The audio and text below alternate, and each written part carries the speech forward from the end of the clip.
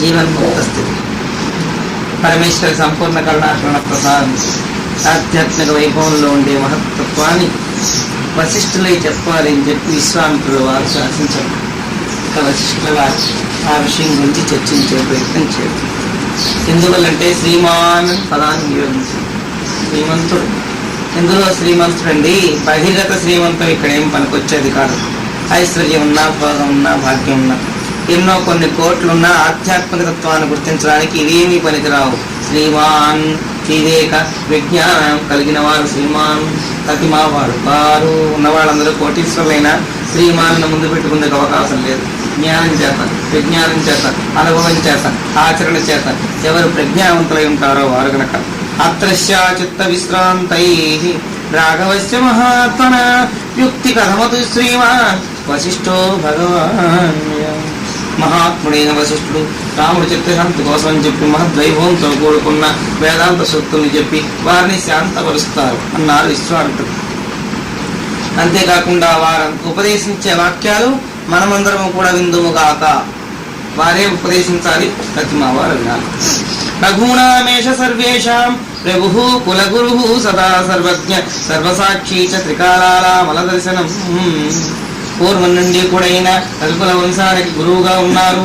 అంతేకాకుండా సర్వజ్ఞుడు, అన్ని తెలిసినవాడు, ఒక విద్య కాకుండా సమస్త విద్యలలో పూర్ణ ప్రజ్ఞావంతుడు, సర్వసాక్షి, అన్ని వృత్తులకి కూడా సాక్షిభూతంగా ఉండేవాడు, త్రికాలవేత్త, త్రికాలవేత్త ఉన్నాడు.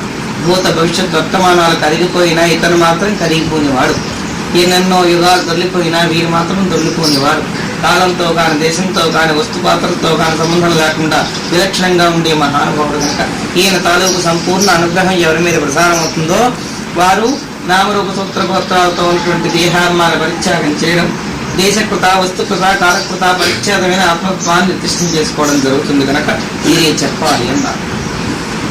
వశిష్ఠ భగవన్ పూర్వం కశ్చిత్ స్పర్శీయ స్వయం అవయోర్గయో శాంత్యర్థం రేసే చ మహాధియాం నిషదాద్రేర్మునీజ్ఞాంచ సానం సరళకం సంకులే ఉపదిష్టం భగవతాం జ్ఞానం పద్మభువావహు యేన యుక్తిమతా బ్రహ్మాన్ జ్ఞానమేయం హి వాసన సంసారీ నూనయాయాతి శమం శ్యామ్యేతి వస్వత తదేవ యుక్తియజ్ఞేయం రామాయం తే నివాసతే బ్రహ్మానుబద్ధాస్వత్వం యేన విశ్రాంతుమిష్యతి. ఇతడు చాలా ప్రజ్ఞావంతుడు వశిష్ఠుల వారు. వశిష్ఠ భగవానుడు పూర్వమే విద్యంతా కూడా అరవణం చేసుకున్న మహనీయుడు. ఎప్పుడు వీరికి అరవణం ఏంటంటే ఋషులు అంతా శ్రేష్ఠుడై పూర్ణానంద స్వరూపుడైనటువంటి వశిష్ఠులు ఒకప్పుడు నిషదాద్రి మీద సరళ వృక్షాలతో కూడుకునేటువంటి అటవీ ప్రాంతంలో బ్రహ్మగారు ఉపదేశం చేస్తే ఆ బ్రహ్మోపదేశం చేత తాను తత్వజ్ఞుడయ్యాడు. వీరందరూ కూడా ప్రజాపతులు. అధిష్టాన చక్రవర్తి అయిన బ్రహ్మగారు వీరికి ఉపదేశం చేశారు. బ్రహ్మానస పుత్రులు కనుక వీరికి బ్రహ్మగారే నిషదాద్రే మునించానాసౌ సరస సంకులే ఉపదిష్టం భగవతా జ్ఞానం పద్మభువాబహు. పద్మభూడైన బ్రహ్మగారు వీరికి విష్ణునిష్టాద్రి మీద బ్రహ్మ విచారణ చేశారు. అప్పుడు పూర్వజ్ఞానం అంతా కూడా సంసార వాసన వల్లే వస్తున్నదని వారు బాగా వీరికి చెప్తున్నారు. సూర్యోదయం కలిగిన వెంటనే చీకట్లు ఎట్లయితే పోతాయో అట్లనే బ్రహ్మజ్ఞానం చేత, తత్వోపదేశం చేత చీకట్లు పోగొట్టుకున్నారు వారు. అట్లాంటి నీవే ఊర్లకి చెప్పదగ్గ వాడివి. చీకటి పోగొట్టుకున్న వాడే, వెలుతురు గుర్తించిన వాడే వెలుతురుని చూపిస్తూ అందరు నడిపించాలి. కానీ వారికే తెలియని మరొకరికి ఉపదేశ వాక్యం చేయలేదు కనుక యుక్తులతో శ్రీరాముడికి నువ్వే శిష్యుగా చేసుకుని ఉపదేశించాలి. అట్లా ఉపదేశించకపోతే అనుగ్రహించేవాళ్ళు లేరు, నీకన్నా గొప్పవారు కారని చెప్పి శాసనం చేశారు విశ్వామిత్రుడు. అంతేకాదు, శాంతి కలిగించాలంటే గురువు కన్నా గొప్ప వస్తువు జగత్తులో లేదు. ఏ వస్తువుని చూసినా దుఃఖమే దుఃఖమే దుఃఖమే దుఃఖం. ఒక గురువు ముఖతః వచ్చినటువంటి బ్రహ్మ విద్య రహస్యం చేత మాత్రమే దుఃఖ నివృత్తి, బ్రహ్మానంద ప్రాప్తి కలుగుతుంది. ఏమండి, వారికైనా దుఃఖం పోగొట్టే లక్షణం ఇంకెవరికి లేదా? ఉన్న వాళ్ళందరూ లౌకికంలో కొన్ని దుఃఖాలు పోగొట్టవచ్చు. ధనం ఇచ్చి పోగొట్టవచ్చు, ధాన్యాన్ని ఇచ్చి పోగొట్టవచ్చు. లేదు, సంతానం లేకపోతే సంతానం కల్పించి దత్తత్వారా వాళ్ళ దుఃఖం పోగొట్టవచ్చు. అంగవికృతం ఉంటే వీళ్ళ చేతిలో కాళ్ళలో తీసి వాళ్ళకి ఇచ్చి ఆ దుఃఖం పోగొట్టవచ్చు. లేదు, శరీరేంద్రియాలకు రోగం వస్తే ఏమండి వారికి రక్తం తగ్గిపోయిందంటే కొంత రక్తదానం చేసి వారిని ఆరోగ్యం చేకూర్చవచ్చు. కానీ మానసిక ఆందోళన పోగొట్టడం ఎవరి తరం కాదు. ఎవరు ఏ రకం దానం చేసినా ఆ మానసిక ఆందోళన పోదు. అది కేవలం గురుముఖతః విచారణ అనుభవం వచ్చినప్పుడు మాత్రమే దుఃఖ నివృత్తి, బ్రహ్మానంద ప్రాప్తి.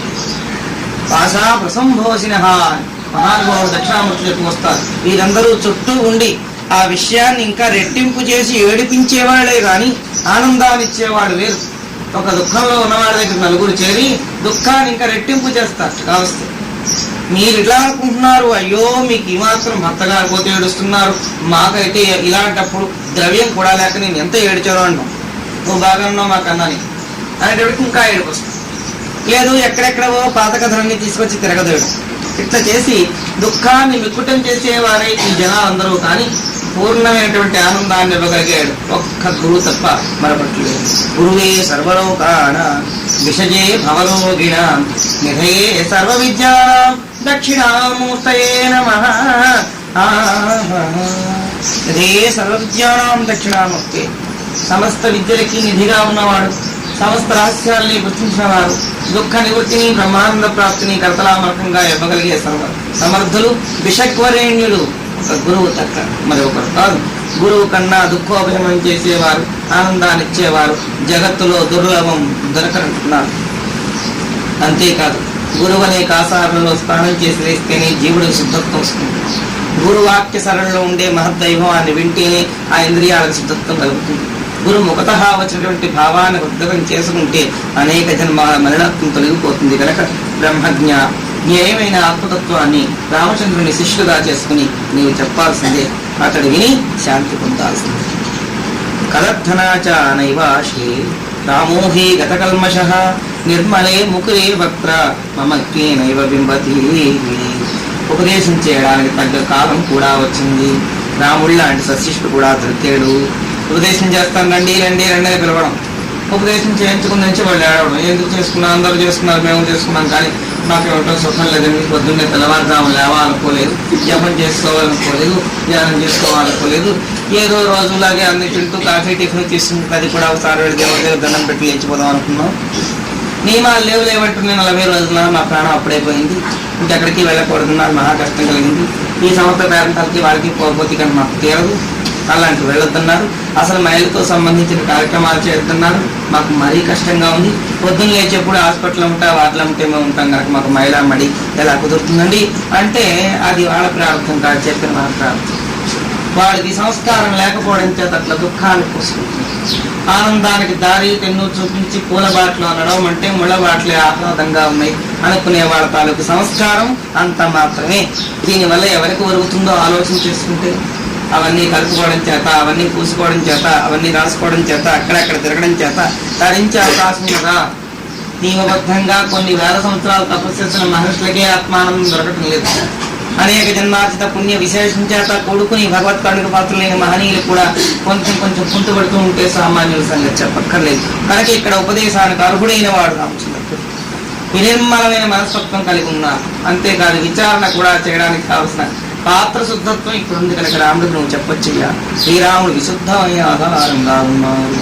ఆధారభూతమైన వస్తువు కూడా విశుద్ధంగా ఉండాలి. ఉపదేశానికి పాత్రుడుగా ఉన్న రామచంద్ర ప్రభువుకు నువ్వు చెప్పావంటే చక్కగా మరణం లేని దర్పణంలో ముఖం ప్రస్ఫుటంగా గోచరించినట్టుంటుంది ఆత్మవిచారణ అన్నారు. నిర్మలే ముకురే వక్త్రం మయత్నేనైవ బింబతి. నిర్మలమైన దర్పణంలో ముఖం చూసుకుంటే ఎంత ప్రస్ఫుటంగా గోచరిస్తుందో అంత బాగా నువ్వు చెప్పేటత్వం రామచంద్రుడు అర్థం చేసుకుని అవగాహన కోసం ఎదుర్కొండా కూర్చున్నాడు. ఎట్లాంటి శిష్యుడు దొరకాలి? సరి అయిన శిష్యుడు, ఆశ లేని శిష్యుడు, అనుభవంతో ఉన్న గురువు ఒక దగ్గర చేరినప్పుడు ఆ అనుభవం పూర్ణం. అంతేకాని రకరకాల భావాలతోటి గురువు గారి దగ్గర చేరుకుని ఈ ఉపదేశం పొంది వారితో కొన్నాళ్ళు తిరుగుతూ ఉంటే వారు ఎట్లా చెప్తారో, ఎట్లా చేస్తారో, ఏం చేస్తారో చూసుకుంటే తర్వాత మనం కూడా ఒక గ్రూప్ని ఏర్పాటు చేసుకుంటే అనే భావం ఉన్నప్పుడు అనుభవం రాదు. వారి సేవకంగా జగత్తులో మరొక వస్తువు లేదు. అన్నిటినీ తరింపజేసి అన్నిటి నుంచి విడుదల చేసి తరింపజేసే వస్తువు గురుదేవుడు అనే పూర్ణ విశ్వాసం అది రామచంద్రుడిలో ఉంది. తజ్ఞానంచ సత్య శాస్త్రార్థై సద్వీదగ్ధమునందితం సత్శిష్యాయ విరక్తాయ సాధో యదుపపద్యతే. వైరాగ్యవంతుడైన సశిష్యుడికి ఉపదేశం చేయాలి కానీ శాస్త్రజ్ఞానసారం అట్లా కాకుండా ఉన్న వాళ్ళకి చెబితే బూడిదలో పన్నీరు పోసినట్టు అయిపోతుంది. అదంతా కూడా పనికి మాలిన పెంటబూడి. ఆ బూడిదలో పన్నీరు కోసం ఈ పరిమాణం కూడా అందులో కలిసిపోయి దుర్వాసనగా పరిణమిస్తుంది.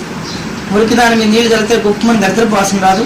అట్లనే వాళ్ళ హృదయాలు మలినంగా ఉన్నప్పుడు ఇవి చెప్తే కూడా ఈ అద్వైత రహస్యం ఆత్మ నివేదన చేసుకునే విధానం వారు విపరీత వ్యాఖ్యానంగా మార్చుకుంటారు.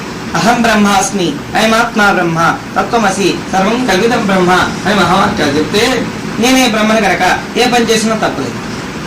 అది కాక విపరీత వ్యాఖ్యానంలోకి రావడం, నా ఇంద్రియాలు అవి వాటంతా అవి సంచారం చేస్తున్నాయి, నేను ఇంద్రియాల కన్నా వేరు కదా, ఆ ఇంద్రియాలే ఇంద్రియార్థాలతో పెడుతున్నాయి నాకేమి అని అన్నట్టుగా ఊరుకుని అన్ని తప్పుడు పని చేయడమే. ఆ కళ్ళే చూస్తాయి అందమైన వస్తువుని చూడని, ఆ చెవులే వింటాయి తినని, ఆ నోరే తింటుంది తిని అంటే నోటితో ఇష్టానుసారంగా తిన్నామంటే జిహ్యేంద్రియానికి గుహ్యేంద్రియానికి సంబంధం ఉంది. అపంచీకృత పంచ మహాభూతాల్లో సప్తగుణంతో తయారైంది జిహ్వేంద్రియం, తమో గుణంతో తయారైంది గుహ్యేంద్రియం. కనుక ఈ రెండిటికి సంబంధం ఉంది. సత్వరజో మిశ్రితమైన గుహ్యేంద్రియంతో అధికంగా ఆహారం తీసుకున్నావా గుహ్యేంద్రియానికి వికారం కలిగి తీరాల్సిందే. జిహ్వ కంట్రోల్ లేకపోయిందంటే గుహ కూడా అంతే. నిష్టానుసారంగా ఇంద్రియాలు కంట్రోల్లో లేకపోయిందంటే ఈ బ్రహ్మ విచారణ పట్టకుండా వెళ్ళిపోతుంది.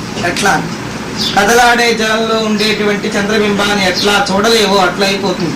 మనస్సు బుద్ధి అతి చాంచల్యమై అనుభవం అయితే దొరకకుండా ఉంటుంది, విచారణ అయితే సాగుతూ ఉంటుంది. ఇది మన దుర్దశ. నిశ్చల తరంగరహితమైనటువంటిది నిశ్చల కాసారంలో చంద్రబింబం ప్రస్ఫుటంగా గోచరిస్తుంది. ఇక్కడ విషయేంద్రియ సుఖ అనుభవం అనేటువంటి చంచలత్వం ఉంది. ఎప్పుడైతే చంచలత్వం ఉందో ఆ చంచలత్వం వల్ల పూర్ణ ప్రజ్ఞానం. చంచలత్వం మునిగిపోవాలి, పూర్ణ అనుభవం కావాలి. ఇప్పుడు చంచలత్వం లేదు కాబట్టి శాస్త్ర పరిజ్ఞానం పూర్ణంగా ఉంది. ఆ పూర్ణ శాస్త్ర పరిజ్ఞానంతో అనుభవం పొందున్న మహనీయుడు కనుక వారికి చెప్పవచ్చు, ఇట్లాంటి ఉపదేశరులైన వారికి ఉపదేశం చేస్తే ఆనందం పూర్ణమవుతుంది అన్నారు మహనీయులైనటువంటి విశ్వామిత్రుడు. అంతేకాదు సశిష్యుడు వైరాగ్యవంతుడై ఉండాలి. ఏమిటండి వైరాగ్యం అంటే? వైరాగ్యం అంటే అంతా విడిచిపెట్టేసిన భావంతో అంతర్గత అనుభవంతో ఉండాల్సిందే కానీ బహిర్గతానికి సంఘంలో ఉండకుండా తప్పదు కనుక. అయితే ఆరంభ దశలో మాత్రం సంఘాన్ని కూడా విడిచిపెట్టాలి. సంఘం త్యక్త్వా సుఖం భజేత్.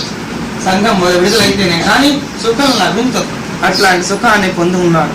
భోగం అక్కర్లేదు, భాగ్యం అక్కర్లేదు, తల్లిదండ్రులు కూడా అక్కర్లేదు, అన్నదమ్ముతో అసలు పని లేదు. అట్లాంటి విరాగం వచ్చింది. సశిష్యుడు పూర్ణమైనటువంటి వస్తువు గురించి నిరంతరం ప్రయత్నం చేసే హృదయం గలవాడు. ఏ విషయం అయితే మనకు కావాలనుకున్నామో ఆ విషయంలో పూర్ణస్థితి మనకు వచ్చేంత వరకు కూడా గురువు సన్నిధిలో ఉండు, గురువు వెంటనో ఇంటనో ఎక్కడో ఉండి ఆ విద్యాభ్యాసం చేసేవాడు సశిష్యుడు. శిష్యులైన వాళ్ళందరూ కూడా సశిష్యులు అవ్వాలని ఎక్కడా లేదు. ఉపదేశం తీసుకున్న శిష్యులందరూ కూడా పూర్ణ జ్ఞాన అనుభవ స్వరూపులు కావాలని ఎక్కడా లేదు. కొన్ని వేల మంది శిష్యులు ఉంటే ఒకడు మాత్రమే సశిష్యుడు. ఎవరు అంటే గురువు తాలూకు అనికి వినికి ఉనికి గుర్తిస్తూ సంచరిస్తూ ఆయన అనుభవాన్ని తాను పొందుతూ ఆ అనుభవం చేత ప్రకాశించేవాడు. శిష్యులు ఉంటూ దండలో మావాడు కొలు ఉన్నాడు, మేము మీ శిష్యులు ఏంటి కావచ్చు. నా గుర్తు లేదమ్మా, ఎప్పుడో ఉపదేశించాను కావచ్చు. అయ్యో మీకు గుర్తులేదు కానీ మా ఇంటికి తీసుకెళ్ళి బాధపడుతుంది నాకు తెలియదు, మర్చిపోయినమ్మా. ఎందుకంటే పెద్దతనం వల్లే మర్చిపోక్కర్లేదు, వారికి మనకి సంపర్కం దగ్గర లేకపోతే కూడా మర్చిపోవచ్చు. నిరంతరం వచ్చి ఆ దుర్ముఖం చూసి వారి దగ్గర మంచి మాటలు వింటూ ఏమంటే స్వామి వచ్చారని ఊర్లోకి వచ్చినప్పుడైనా వచ్చిపోతుంటే వీరు మన శిష్యులని గుర్తుంటుంది. ఎప్పుడో గురు సంచారానికి వస్తే శిష్య సంచారం చేసుకుని వీళ్ళంతా వచ్చినట్టు ఒకసారి ఏడాదికు రెండేళ్ళకు కనపడడం, ఆ కనపడడం కూడా దూరంగా కనపడడం, దగ్గరికి వస్తే అంత నమస్కారం పెట్టి మనం అన్ని నమస్కారం పెడితే నడువు నొప్పి వస్తుంది మనం మానేయడం. ఆఖరి వెళ్ళిపోయినట్టు మేము కూడా మీ శిష్యుని అంటే ఆహా మనకి ఎలా తెలుస్తుంది? నిరంతర పరిచయం ఉన్న వాళ్ళే మర్చిపోతుంటాం. మీకైతే నేను ఒక్కండి కానీ నాకు కొన్ని వందల మంది. అట్లా చూసేటప్పుడు వందల మందిలో కొంతమంది గుర్తుపెట్టుకోవడం, సన్నిహితంగా ఉండే వాళ్ళు మాత్రం గుర్తుంటారు. అలా అంటారు కానీ మీకు అందరూ గుర్తే మొహాలు చూస్తే కానీ వాళ్ళ పేర్లు అవి గుర్తుంటాయి. ఇక్కడ పేర్లు కూడా గుర్తుంటాయి. సశిష్యత్వం అది గురువుకు అనుకూలంగా ఉండి గురు సేవ చేస్తూ గురు సన్నిధానంలో గురు మహద్వైభవాన్ని గుర్తిస్తూ నిరంతరం అనుష్ఠానపరుడుగా ఉండేవారు అంటే వారు వీరైపోతారు. శిష్య గురువు, శిష్యుడే గురువు అవుతారు, గురువే శిష్యుడు అవుతారు. అయితే గురువు గారి శిష్యత్వంలోకి రాదు. గురువు తాలూకు హృదయం శిష్య హృదయంలో ప్రవేశించి అక్కడ గురుస్థానాన్ని ఆక్రమిస్తుంది. కనుక రామచంద్రుడు అట్లాంటి అర్హత కలిగి ఉన్నాడండి. కనుక వీరికి ఉపదేశించవచ్చు. శాస్త్రార్థ జ్ఞానమే సార్థకత కలిగిస్తుంది. ఇంతవరకు కూడా వీరికి తోచినటువంటి ఆలోచనలతోటి జన్మాంతర పుణ్య విశేషంతో శాస్త్రజ్ఞాన విచారణ చేశారు. కానీ ఒరిపిడి ద్వారా రత్నానికి కానీ తల్లి పడితే తలతత్తులు మెరిసిపోయినట్టుగా వీరి ఒరిపిడి ద్వారా ఇంకా పూర్ణానుభవాన్ని పొందగలుగుతారు. ఇట్టి వాడికి ఉపదేశం చెయ్యాలి. అట్లాంటి వాళ్ళకి చెబితే ఆ ఉపదేశం సార్థకం అవుతుంది. లేదు ఆషాఢభూతి శిష్యుడు గురువు గారు వెనకాతలు వెళుతూ అతి వినయం దూరత్వ లక్షణం అని, అది కూడా రకరకాల శిష్యత్వాలు ఉంటాయి. ఎదురు దెబ్బలు తింటూ ఉంటే కానీ మాకు బాధపడదు, ఎవరు శిష్యుడు ఎవరు గురువులు ఎట్లాంటి వాళ్ళు ఎట్లా చూసుకోవాలన్నది 10 ఏళ్ల బట్టి తిరుగుతున్నాను ఇందులో. కనుక కొంత వచ్చింది అనుకుంటున్నా, ఇంకా పూర్తిగా నాకేం తెలియదు. ఇంకా ఎదురు దెబ్బలు తింటూ ఉంటేనే కానీ ఆ శిష్యుడు తాలూకు హృదయాన్ని గుర్తించడం కష్టం. గురువు గుర్తించడం చాలా కష్టం అని మునుపు అనుకున్నాను, కానీ గురువులు ఎక్కడ పెడితే అక్కడే మహనీయులు దర్శనం అవుతున్నది. శిష్యుల్ని గుర్తించుకోవడమే ఇప్పుడు చాలా చమత్కారం. వాళ్ళ హృదయాంతరాలలో ఏ భావాలు ఉంటాయో ఎట్లా ఉంటాయో, వస్తున్నప్పుడు ఒక మాట, వెళుతున్నప్పుడు ఇంకో మాట, చూస్తున్నప్పుడు మరొక మాట, అది గుర్తించడం చాలా కష్టం. అది భగవత్ కరుణ చేత గుర్తించుకోవాల్సిందే. కనుక శిష్య వృత్తాపహారం గురువు తాలూకు ఉపలక్షణం చెప్పారు వశిష్ఠుల వారి దగ్గర. ఆ విషయం ఉంది. శిష్యుల తాలూకు వృత్తాపహారులు హృదయాన్ని హరించే వాళ్ళుగా ఉండాలి, కానీ విత్తాపహారులు కాదు. విత్తం ఇస్తే ఆ విత్తం ఇక్కడ అరిగిపోతుంది, కరిగిపోతుంది. మేము ఇన్ని 100 ఇస్తామండి, ఇన్ని 100 ఇచ్చాం కనుక గురువు గారు మా ఇంటికి వస్తారు. అన్ని 100 ఇస్తే రారు. కొన్ని కోట్లు తులాభారంతో వచ్చినా మీ గడపలో అడుగు పెట్టాల్సిన అవసరం వాళ్ళకి లేదు. వాళ్ళకుండేవే అన్ని విసర్జించుకుని వాళ్లే వాళ్ళ దేహం కాదనుకుని పూర్ణానుభవంలోకి వెళ్లే ప్రయత్నం చేసుకుంటున్నప్పుడు ఈ పనికిమాల పెంట దేహాలతో కూడుకునే కొంపల్లో వీళ్ళు ఇచ్చే 100ల కోసం, 1000 కోసం, లక్షల కోసం వెళ్ళి అక్కడ పాపులాడాల్సిన అగత్యం వాళ్ళకి లేదు. సర్వం త్యక్త్వా సుఖం రజే. సంస్కారాన్ని విసర్జించే మహనీయులకి మీరిచ్చే ద్రవ్యం ఎంత? అయితే ఇవ్వకుండా ఉంటే కుదురుతున్నదా? ఈ ఆశ్రమాలను ఎట్లా పోషింపబడుతున్నాయి? విజయం ఇస్తున్నారు.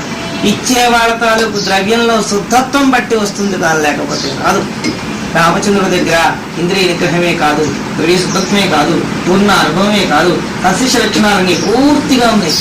అయితే ఈ లక్షణాలు ఉన్న వాడిని చెప్తే పడుతున్నా చక్కగా ఉన్న క్షేత్రంలో విత్తనాలు కలిపి ఎంత తొందరగా మొలకలు ఎత్తుతాయో రామచంద్ర ప్రభు హృదయం అంత సుక్షేత్రం కనుక తప్పకుండా బీజాలు అంకురార్పణం కావచ్చు. ఆ క్షేత్రం ఎట్లా ఉండాలో ఒకసారి స్వామి వారి హెచ్చరిక చేశారు. బాగా దున్నిన క్షేత్రం అట్లా తాకితే చేత్తో ఆ చేతి తాలకు ముద్రలు పడతాయి, గట్టిగా నొక్కక్కర్లేదు. అట్లా తాకితే ఆ చేతి ముద్రలు పడిపోతాయి మధ్యలో, అంటే అంత మెత్తగా ఉండాలి. అలాంటప్పుడు విత్తనాలు చల్లితే అప్పుడు చక్కగా మనకు ఎత్తే అవకాశం ఉంటుంది. కానీ అది రాళ్ళు, ముళ్ళు, కంపలు, మోళ్ళు, ఒక దగ్గర చిన్న గుట్రాళ్ళు ఇవన్నీ ఉంటే చేసే కార్యక్రమం అంతా కూడా దీంతో నశించిపోతుంది. కనుక మహద్దైవ స్వరూపుడైన రాముడు సశిష్టుగా ఉన్నారు. చెప్పండి. ఆశిష్యతే విరక్తాయ యత్కించదుపదిశ్యతే తత్ర ప్రియత్ర పవిత్రత్వం గోక్షీరం సృతదేవ. ఆ శిష్యుడు, ఆ విరక్తుడు పాత్రుడుగా ఉన్నాడని గుర్తించాన్ని విశ్వామిత్రుల వారు సర్టిఫై చేశారు. సామాన్యులు ఎవరో చెబితే మనం వినేసి వారికి ఉపదేశం ఇవ్వడం కాదు. విశ్వామిత్రులు అఖండ తపస్సు చేసి ఎన్నో సార్లు ఎదురు దెబ్బలు తిన్న మహనీయుడు. ఎదురు దెబ్బలు తిని తిని తిని తిని అనుభవానందం చేత పూర్ణ ప్రజ్ఞావంతుడై ఉన్నారు. కనుక అట్లాంటి విశ్వామిత్ర మహర్షి ఈనాడు చెప్తున్నారు వశిష్ఠుల వారితో, వశిష్ఠ మీరు చెప్పవచ్చు, మీరు చెప్పడానికి కావలసిన అర్హత వీరిలో పూర్ణంగా ఉంది. విరక్తి ఒకటే అధికారం కాదు, వారి హృదయం కూడా నిర్మలమై ఉంది. నిర్మలమైన హృదయంలో పడ్డ భావాలు ప్రస్ఫుటమైనటువంటి ఆనందాన్ని ఇస్తుంది. అట్లా కాకుండా ఉంటే, నిర్మలం కాకుండా నకిలిగా ఉంది ఆనందాన్ని వారు పొందలేరు, వీరు కూడా పొందించలేరు.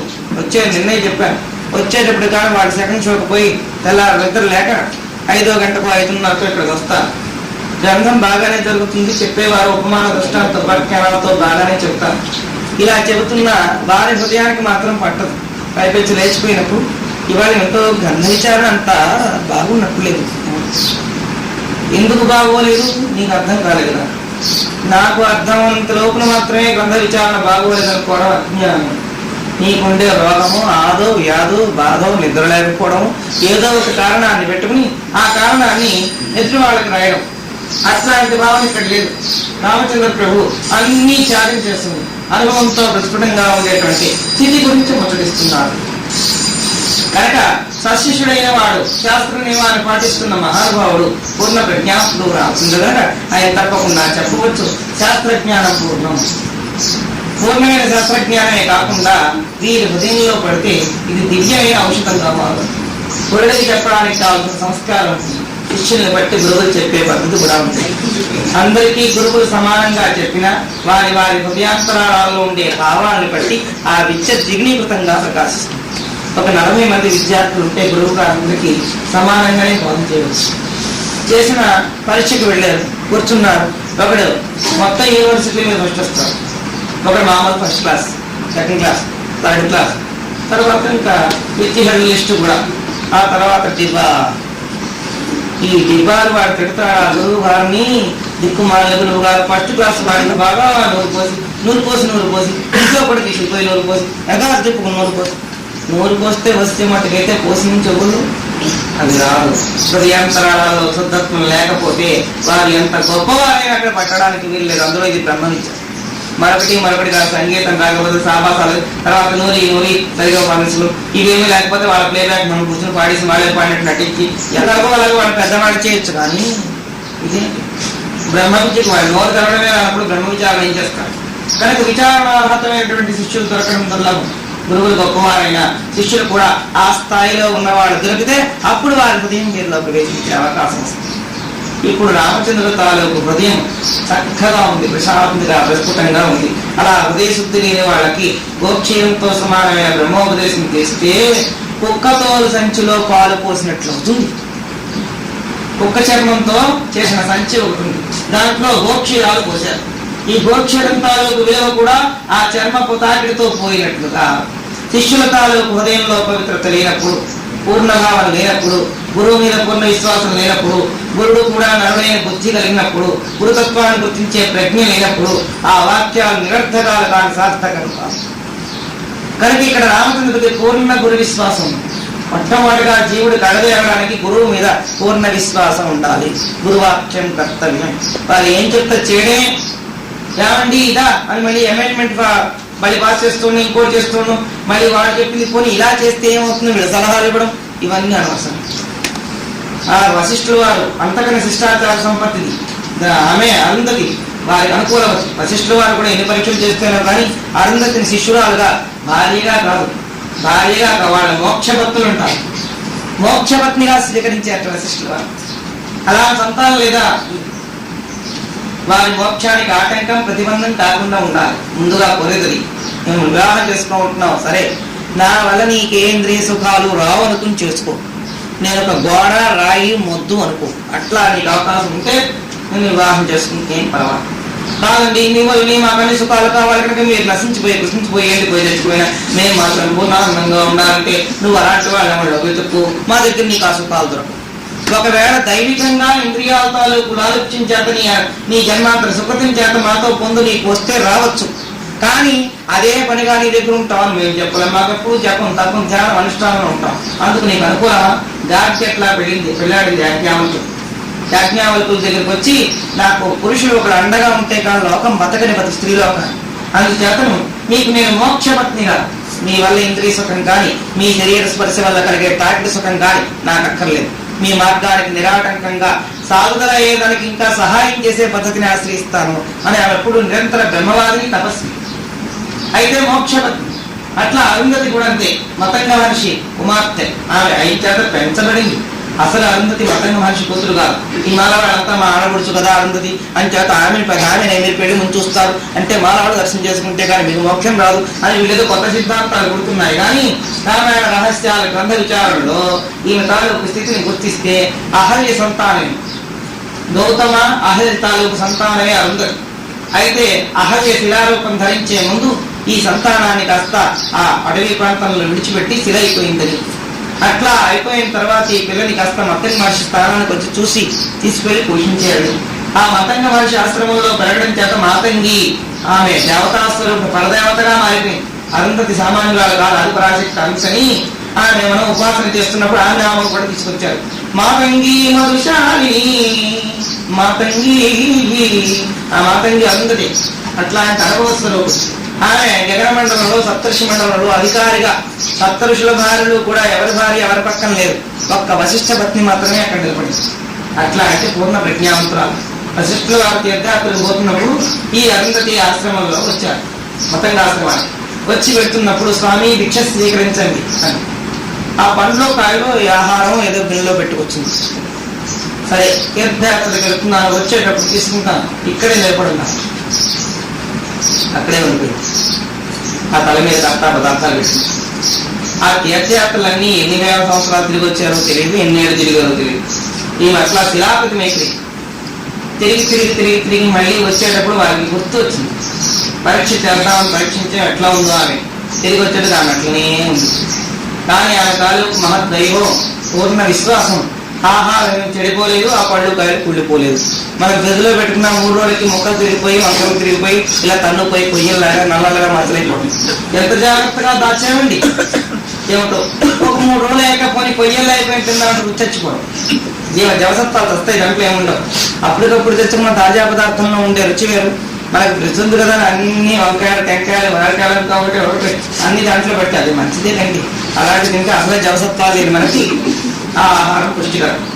ఇట్లా ఆహారం తీసుకున్న తర్వాత అప్పుడు ఆమె వివాహం చేసుకున్నారు. ఎందుకంటే ఆ స్థితిలో పరీక్ష జరిగితేనే కానీ శిష్యుడికి ఉపదేశం లేదు. అది ఆయోగం కనుక. కలియుగంలో అల్పాయుష్కులు అల్ప మేధస్సులు వీళ్ళకి అంత పరీక్ష చేస్తేనా ఏకాదశి నాడు ఉపవాసం మా దగ్గరికి వస్తే ఉపదేశం అంటే మాకు పోలేండి ఇంకో 4 వేలు పోయాక ఎప్పుడు తీసుకుంటాం అనేది మేము చెప్పలేము. ఇది నియమం కావసరం. దేవుడ ప్రతి ఏకాదశి వస్తామే అని ఉద్దేశంతో ముందే మారుకుంటాం కనుక ఇప్పుడు వాళ్ళకి చెప్పిపోతూ ఉంటే ఆఖరికి స్వామి గారు అన్నారు, చచ్చిపోయేవాడు చెవులు నారాయణ అంటే అంత మాత్రం కాదా అని చెప్పేస్తున్నారు. అని చెప్పడమే కానీ వీళ్ళు పూర్ణ ప్రజ్ఞావంతులు అవుతారని గ్యారంటీ లేదు. అయ్యేవాళ్ళ తాలూకు ముఖ లక్షణాలు అక్కడే కనబడతాయి. కళ్యాణం తాలూకు లక్షణాలు కాలి గోడ తీస్తున్నప్పుడే కనబడతాయని, ఉపదేశం చేస్తున్నప్పుడే శిష్యుడి తాలూకు ముఖ లక్షణాలు కనబడతాయి. ఇది నిద్రమోహమా నీరసమోహమా పూర్తిగా ఉపదేశాన్ని పొంది ఆరమణం చేసుకునే మొహమా తెలుస్తాయి. అయితే చెప్పరు. అయితే మీరు ఇవాళ అన్నారు కనుక మా ముఖాలు చూసి చెప్పండి. ఇంకా అక్కడ వరుసగా ఎవడు కూర్చోవద్దు. అదే బోర్డు నేను పెట్టుకోలేదు, ఊరికి నేను చెబుతున్నాను. మీరు చెప్పారు కదా సభలో, అందుకని మేము వరుసగా ఉన్నామండి క్యూ కానీ మా ముఖాలు చూసి ఎంతవరకు మేమే తీసుకొచ్చామని. మీ ముఖాలు మీరు అద్దంలో చూస్తుంటే మీకే తెలుస్తుంది. ఏం చెప్పడం ఎందుకు? ముఖం చూస్తే తెలిసేది కాదు, మనసులో విచారణ చేసుకుంటే అనుభవం పూర్ణం. కనుక గోక్షీరాన్ని కానీ కుక్కతో సంచిలో పోసిన కుక్క చర్మం సంచిలో పోసినట్టు ఇంతవరకు అనర్హమైన వాళ్ళకి చెప్పమని చెప్పటం లేదు. ఇక్కడ పూర్తి బంగారు పాత్ర రాముడు హృదయం. ఈ స్వర్ణ పాత్రలో గోక్షీరాలు పోస్తే అది పరమ పవిత్రంగా ఉండేవే కాకుండా నివేదనకి పనికి వస్తాయి అని చెప్పారు విశ్వామిత్రులు. వీతరాగవే క్రోధ నిర్మల గరితై సహ వదంతి తాదృశం యత్ర తత్ర విశాస్యతి. వైరాగ్య సంపన్నులు, భయ క్రోధ విహీనులు, నిర్మల స్వభావులు, సాధులైనటువంటి ఒంట్లో వారి మాత్రమే ఇది ఉపదేశించాలి. ఈ విషయాలు చెప్పడానికి కూడా వచ్చినంత మాత్రం చేత అందరూ చెప్పలేదు. వాక్చాతుర్యం కూడా ఉండాలి. చెప్పేటప్పుడు వింటున్న వాడికి చెప్పిన విషయం యథాతథంగా అర్థమయ్యేటట్టు చెప్పగలిగే ప్రజ్ఞ అది వశిష్ఠుల వారికి ఉంటారు. విశ్వామిత్రుడు అంత తపస్సే, అంత వారితో సమానమైన వారే భగవాన్ విశ్వామిత్ర. కానీ ఆ విషయాన్ని చెప్పగలిగే సమర్థత లేదు. ఏదో ఒక విషయాన్ని చెప్దామని వచ్చి అన్ని విషయాల్లోకి వెళ్ళిపోయి అసలు విషయం మర్చిపోయి తత్తిబుత్తి మాటలతో లేచిపోవడం, ఏం మాట్లాడుతున్నామో తెలియదు. అలాంటప్పుడు ఆ విషయం చర్చించడం కోసం వచ్చే కన్నా రాకుండా మౌనాన్ని వహించి ఒక నమస్కారం చేయడం ఉత్తమ లక్షణం. అందరిలోకి నేను వచ్చాను పేరు కానీ అక్కడ ఏం మాట్లాడడానికి కావాల్సిన విషయం ఏమైనా ఉందా? ఆ గ్రంథంలో ఉండే సారం కొంతమైనా మన తలకి ఎక్కితే, ఆ ఎక్కిన దాని విషయాన్ని అరవడం కొంతైనా చేసుకుంటే, చేస్తున్న దాంట్లో 1/4 అయినా చెప్పగలిగే ప్రజ్ఞ అక్కడికి వస్తే అర్థం ఉంటుంది. కానీ మేము ఏదో లిస్ట్ ఇచ్చాం, మీరు రేపు ఆఖరి రోజు కనుక రేపటితోటి భగవత్ కరుణతోటి కార్యక్రమం అయిపోతుంది అంటే పేర్లు ఇచ్చాం. దాంట్లో మేము కూడా చిన్న మాట్లాడతాం. సరే అంతకన్నా మంచిదా అలా స్టేజ్కి వెళ్ళిపోవాలని అందరిని తయారు చేద్దాం కదా గొడవలు. సరే నాయన ఇంత కాగితం రాసుకురావడం, కాగితం చూస్తున్నాం చేయి దగ్గర ఉండిపోవడం, అదే ఎంత అయిపోతున్నాను. కొన్ని సరే మనం చూస్తున్నాం కావచ్చు, మన వీటి పక్క చూస్తూ కూర్చున్న కాళ్ళు కొడుతుంటే కనబడం, ఈ బట్టలు వండుతున్నాం కనుకంత. ఇప్పుడు సభవారు అందరి చేత నాకు నమస్కారం సభాపతులు ఆశీనులైన సభాపతులకు వందనం అని మొట్టమొదటి గురుబంధనం చేసి సభాపతులకు వందనం చేయాలి. అది ఆచార్య సాంప్రదాయంలో వస్తున్న పద్ధతి. సభాసదులందరికీ నాకు వందనం, నాకు గురువందనం అంటే అర్థం లేదు. స్టార్టింగే ఇంత బలహీనంగా ఉండే వాళ్ళందరూ ఉపన్యాసం వేదిక ఎక్కే బదులు బాగా అలవాటు చేస్తుంది. అర్థంలో మీ ముఖం చూసుకుంటే 1 సార్లు 2 సార్లు చదువుకుని చదివేటప్పుడు కూడా ముఖభంగిమలో ఒక రకమైన చెక్కలు ఉండాలి చెప్పేవాళ్ళకి. ఉంటే కానీ వెర్రి మొహం పిచ్చి చేస్తారు, ఎక్కడో తేలిపోతుంది చూపులతో చెప్తే పద్ధతి. అర్థంలో ప్రాక్టీస్ చేయమన్నారు వివేకానంద. మీరు నవ్వుతూ ధ్యాన యోగంలో వచ్చినప్పుడు కూడా అలా అయిపోవడం కాదు, ఇవి కుంచుకోకూడదు. కుంచుకుంటే విశాలత లేదు. కనుక నువ్వు ఏడుస్తున్నా చిరునవ్వు చిందించినట్టు ఉండాలి మొహం అంటే. అదా అండి అవును, ఏడుపన్నదే లేని దేనికి ఏడుపు లేని తెచ్చిపెట్టుకుంటున్నావు కనుక దేనిని గుర్తించాడు. నువ్వు ఎప్పుడు ఏడుపులేని వాడిగా అట్లా ఉండే ప్రయత్నించి అభ్యాసం చేత ఈ చేతనవుతుంది. విచారణ చేయడం కూడా అంతే. నీకు విచారణ ఏం చేయట్లేదు, రాసుకున్న ప్రయత్నం చదవడమే కదా. ఇక్కడ ఏదైనా గ్రంథం చూసి ఒక శ్లోకం చదివి ఈ ఇంత విపులార్థం చెప్పి మీ అందరి హృదయాలు రంజింపజేయాలని ఏం లేదు. వారికి తోచిన భావన, వారి హృదయంలో కలిగిన భావన. అయితే చెప్పే ముందు, ఇక్కడికి వచ్చే ముందు ఆలోచించుకోవాలి. నేను వెళ్తున్నప్పుడు నా కాళ్ళు వణుకుతాయా, మనసులో ఏమైనా బెంగ ఉందా, అక్కడికి వెళ్ళాక ఉన్న చదవడం మానేసి ఇంకోటి చదువుతానా. ఆ పేజీలోనే మ్యాటర్ అంతా ఉంటుంది. అది ఇది చూసుకుని మధ్యలో బాగా చదివి నమస్కారం లేదు, వందనం లేదు, ఉపన్యాసం లేదు. మీకు వచ్చిన తర్వాత ఎవరిని ఎట్లా నమస్కరించాలో, ఎవరిని గౌరవించాలో అవేం లేదు. అక్కర్లేని వస్తువుని తీసుకొచ్చి ఎదురకుండా పెట్టాడు. ఇంకా అవతల నుంచి నాయన దిగు దిగు దిగు అని కేక. దాంతో వీళ్ళకి అసలే గుండెదనేమో మరి నోటు కొట్టుకుంటూ ఉంటుంది. అవన్నీ 4 మాటలు మర్చిపోయి మేమేమో వచ్చాము చెప్పాలనుకునేదో, అయితే చెప్పాలనుకునేదో మేము వెళ్ళొస్తాం. చెప్పదు కనుక ఇక్కడ చెప్పే సరసత, వాక్ చాతుర్యత, అనుభవజ్ఞత దృఢమై ఉండాలి. వారికే అనుభవం పూర్ణంగా ఉన్నప్పుడు గ్రంథంతో సంబంధం లేదు. గ్రంథం ఒక నిమిత్తం మాత్రమే గోచరిస్తుంది.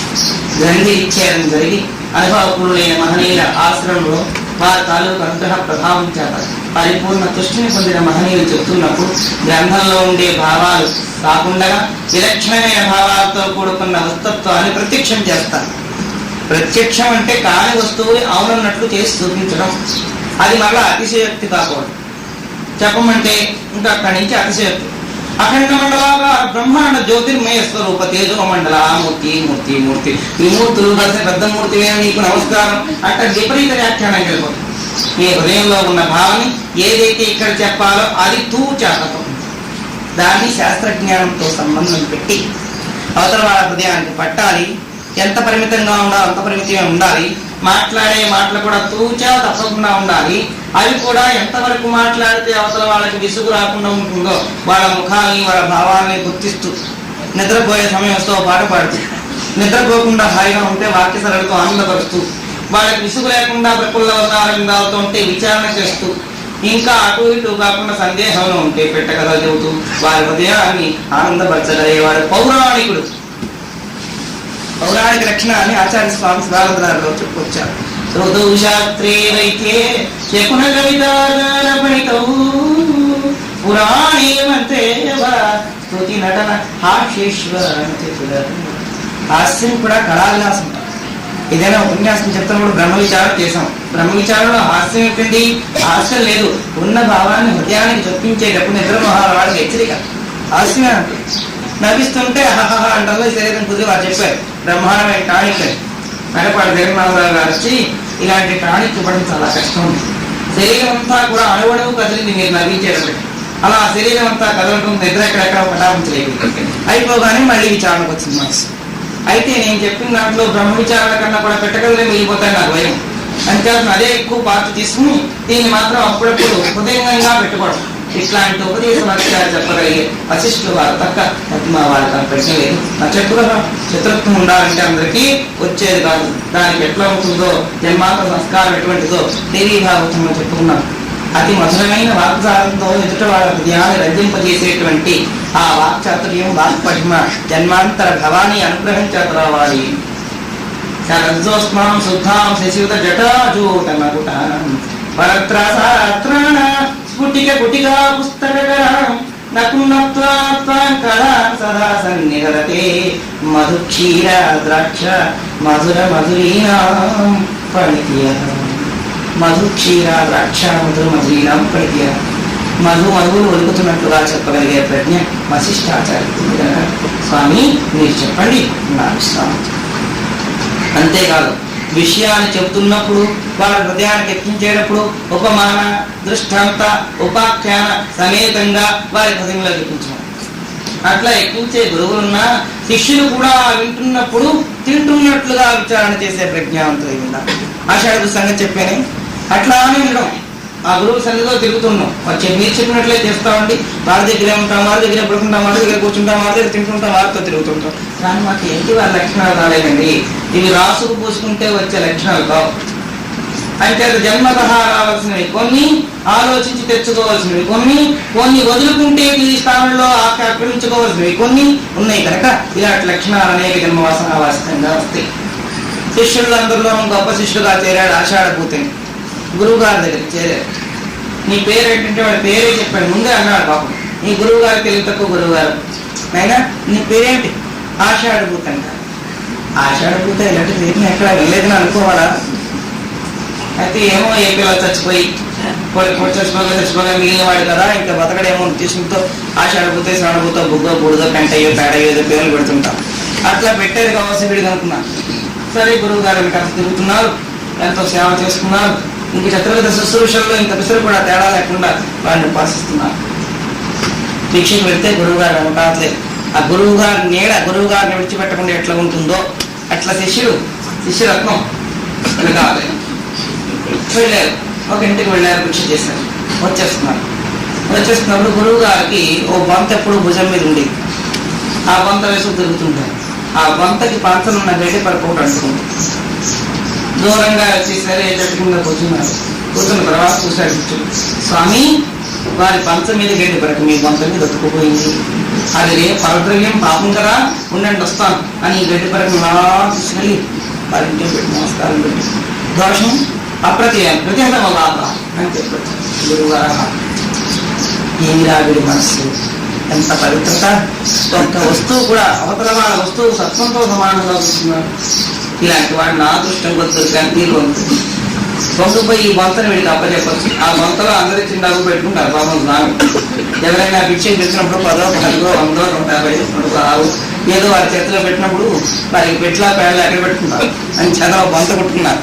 ఆ బొంతలో పెట్టుకుంటున్నారు. శిష్యుడు గుర్తించాడు. ఈ సేవలో మునిగిపోయి సాయంత్రం సంధ్యావనమో లేదా అర్చన చేసుకుంటూ స్నానం చేసుకుంటూ వెళ్తున్నప్పుడు, నైనా ఈ బొంత నీ దగ్గర పెట్టుకో. అప్పుడు కూడా వీళ్ళు లేనప్పుడు ఎప్పుడో బొంత అక్కడ పెట్టుకుని స్నానం చేసేవారు. ఆయన నమ్మకం పూర్తి కుదిరింది కదా ఆయన ఈ బొంత చూడడం ఆషాఢభూతి అని చెప్పి తన స్నానానికి వెళ్ళారు. అంతే శిష్యుడు వెళ్ళిపోయినారు పూర్ణ జ్ఞానం. వెళ్ళిపోగానే స్నానం చేసి వచ్చారు. ఏది శిష్యుడు అయ్యో అయ్యో అయ్యో పంచాయతీ వెళ్ళిపోయినా. ఏమిటండి మా ఆషాఢభూతి నా ద్రవ్యాన్ని పట్టుకుపోయాడు. ఆషాఢభూతి ఎవరండి? మా శిష్యుడు. ఆ పేరులో ఉంది భూతి అంటే మింగడం. నాకు ఏ వస్తువైనా సరే శాసనం లేకుండా మింగేస్తాను. ఆషాఢభూతి అంటే మిగల్చకుండా మింగే వాడి పేరు ఆషాఢభూతి. అంచేత గురు ద్రవ్యమని కానీ పరద్రవ్యమని కానీ ఇతర ద్రవ్యమని కానీ నాకు భేదం లేదు. ఎవరి ద్రవ్యమైనా విశేషంగా మింగడమే పేరుని ధర్మకర్త అయిన వాడు నిర్ణయించారు. పేరులోనే ఉంది కదండి తమాషా. నాకు అంత జ్ఞానం లేదండి, అంత అజ్ఞానంలో ఉన్నాను నేను. జ్ఞాన విచారణ చేయడానికే కానీ వారి సంగతి నేను పట్టించుకోలేదు. అలాంటి శిష్యులైతే గురువుల దగ్గర వారు విత్తాపహారలే కానీ పూర్ణానుభవం పొందలేరు. ఇక్కడ రాందట్లా కాదు. అనుగ్రహ సమర్థ్రయం తాలూకు కర్ణాకరణం పెడితే భయం లేదు, క్రోధం లేదు, దుఃఖం లేదు, విరాగం ఏంటి కానీ అనురాగం లేదు. ఇట్లాంటి వారికి చెప్పచ్చు. ఇచ్చుచ్చేగాది పుత్రేణ వ్యసనార్థ పూర్వక మన ఎత్తేగమే వార్త సాధు సాక్షిత్వ పూజ్యం. విశ్వామిత్రుడు ఇట్లా పలకని వ్యాసాది నారదులు విశ్వామిత్రులు కూడా చుట్టూ కూర్చున్నవాడు సాధుమోదం శభాష్ చక్కగా అన్నారు. విశ్వామిత్రుడు చెప్పినది అందరూ అంగీకరించదగ్గ విషయం అని చెప్పి సాధువాదాలు చెప్పారు. బడి సాధువాదం. సాధు అంటే నయం, నిత్యం. వారు చెప్పిన మాటలో ఏమాత్రం తేడా లేదు అన్నది సాధు. బాగుంది, నేను చెప్పింది కరెక్ట్ అంటే అట్లా సాధు వారు చెప్పింది బాగుంది. అధోవాచ మహాతేరాజ్ఞ పార్శ్వే వ్యవస్థిత బ్రహ్మేవ బ్రహ్మణ పుత్రో వశిష్ఠో భగవాన్. రాజు పార్శ్వంగా ఉపవిష్టుడై ఉన్నటువంటి మహర్షి వశిష్ఠుల వారు లేచారు. బ్రహ్మ మానసపుత్రుడు, అఖండ బ్రహ్మవేత్త, బ్రహ్మవిత్ బ్రహ్మయోగవతి. బ్రహ్మాన్ని గుర్తించిన వాడు బ్రహ్మమే అయిపోతాడు. అయితే ఎప్పుడు మనసా వచసా శిరస వంగి గురు కరుణకు పాత్రుడై ఆ బ్రహ్మ విచారణ చేసి విచారణ కన్నా వేరు గాని మనస్తత్వం కలిగినప్పుడు బ్రహ్మ అయిపోవడం సహజం. బ్రహ్మ సమానుడు మహా తేజస్వి ఆయన వశిష్ఠుల వారు ఇట్లా చెప్పారు.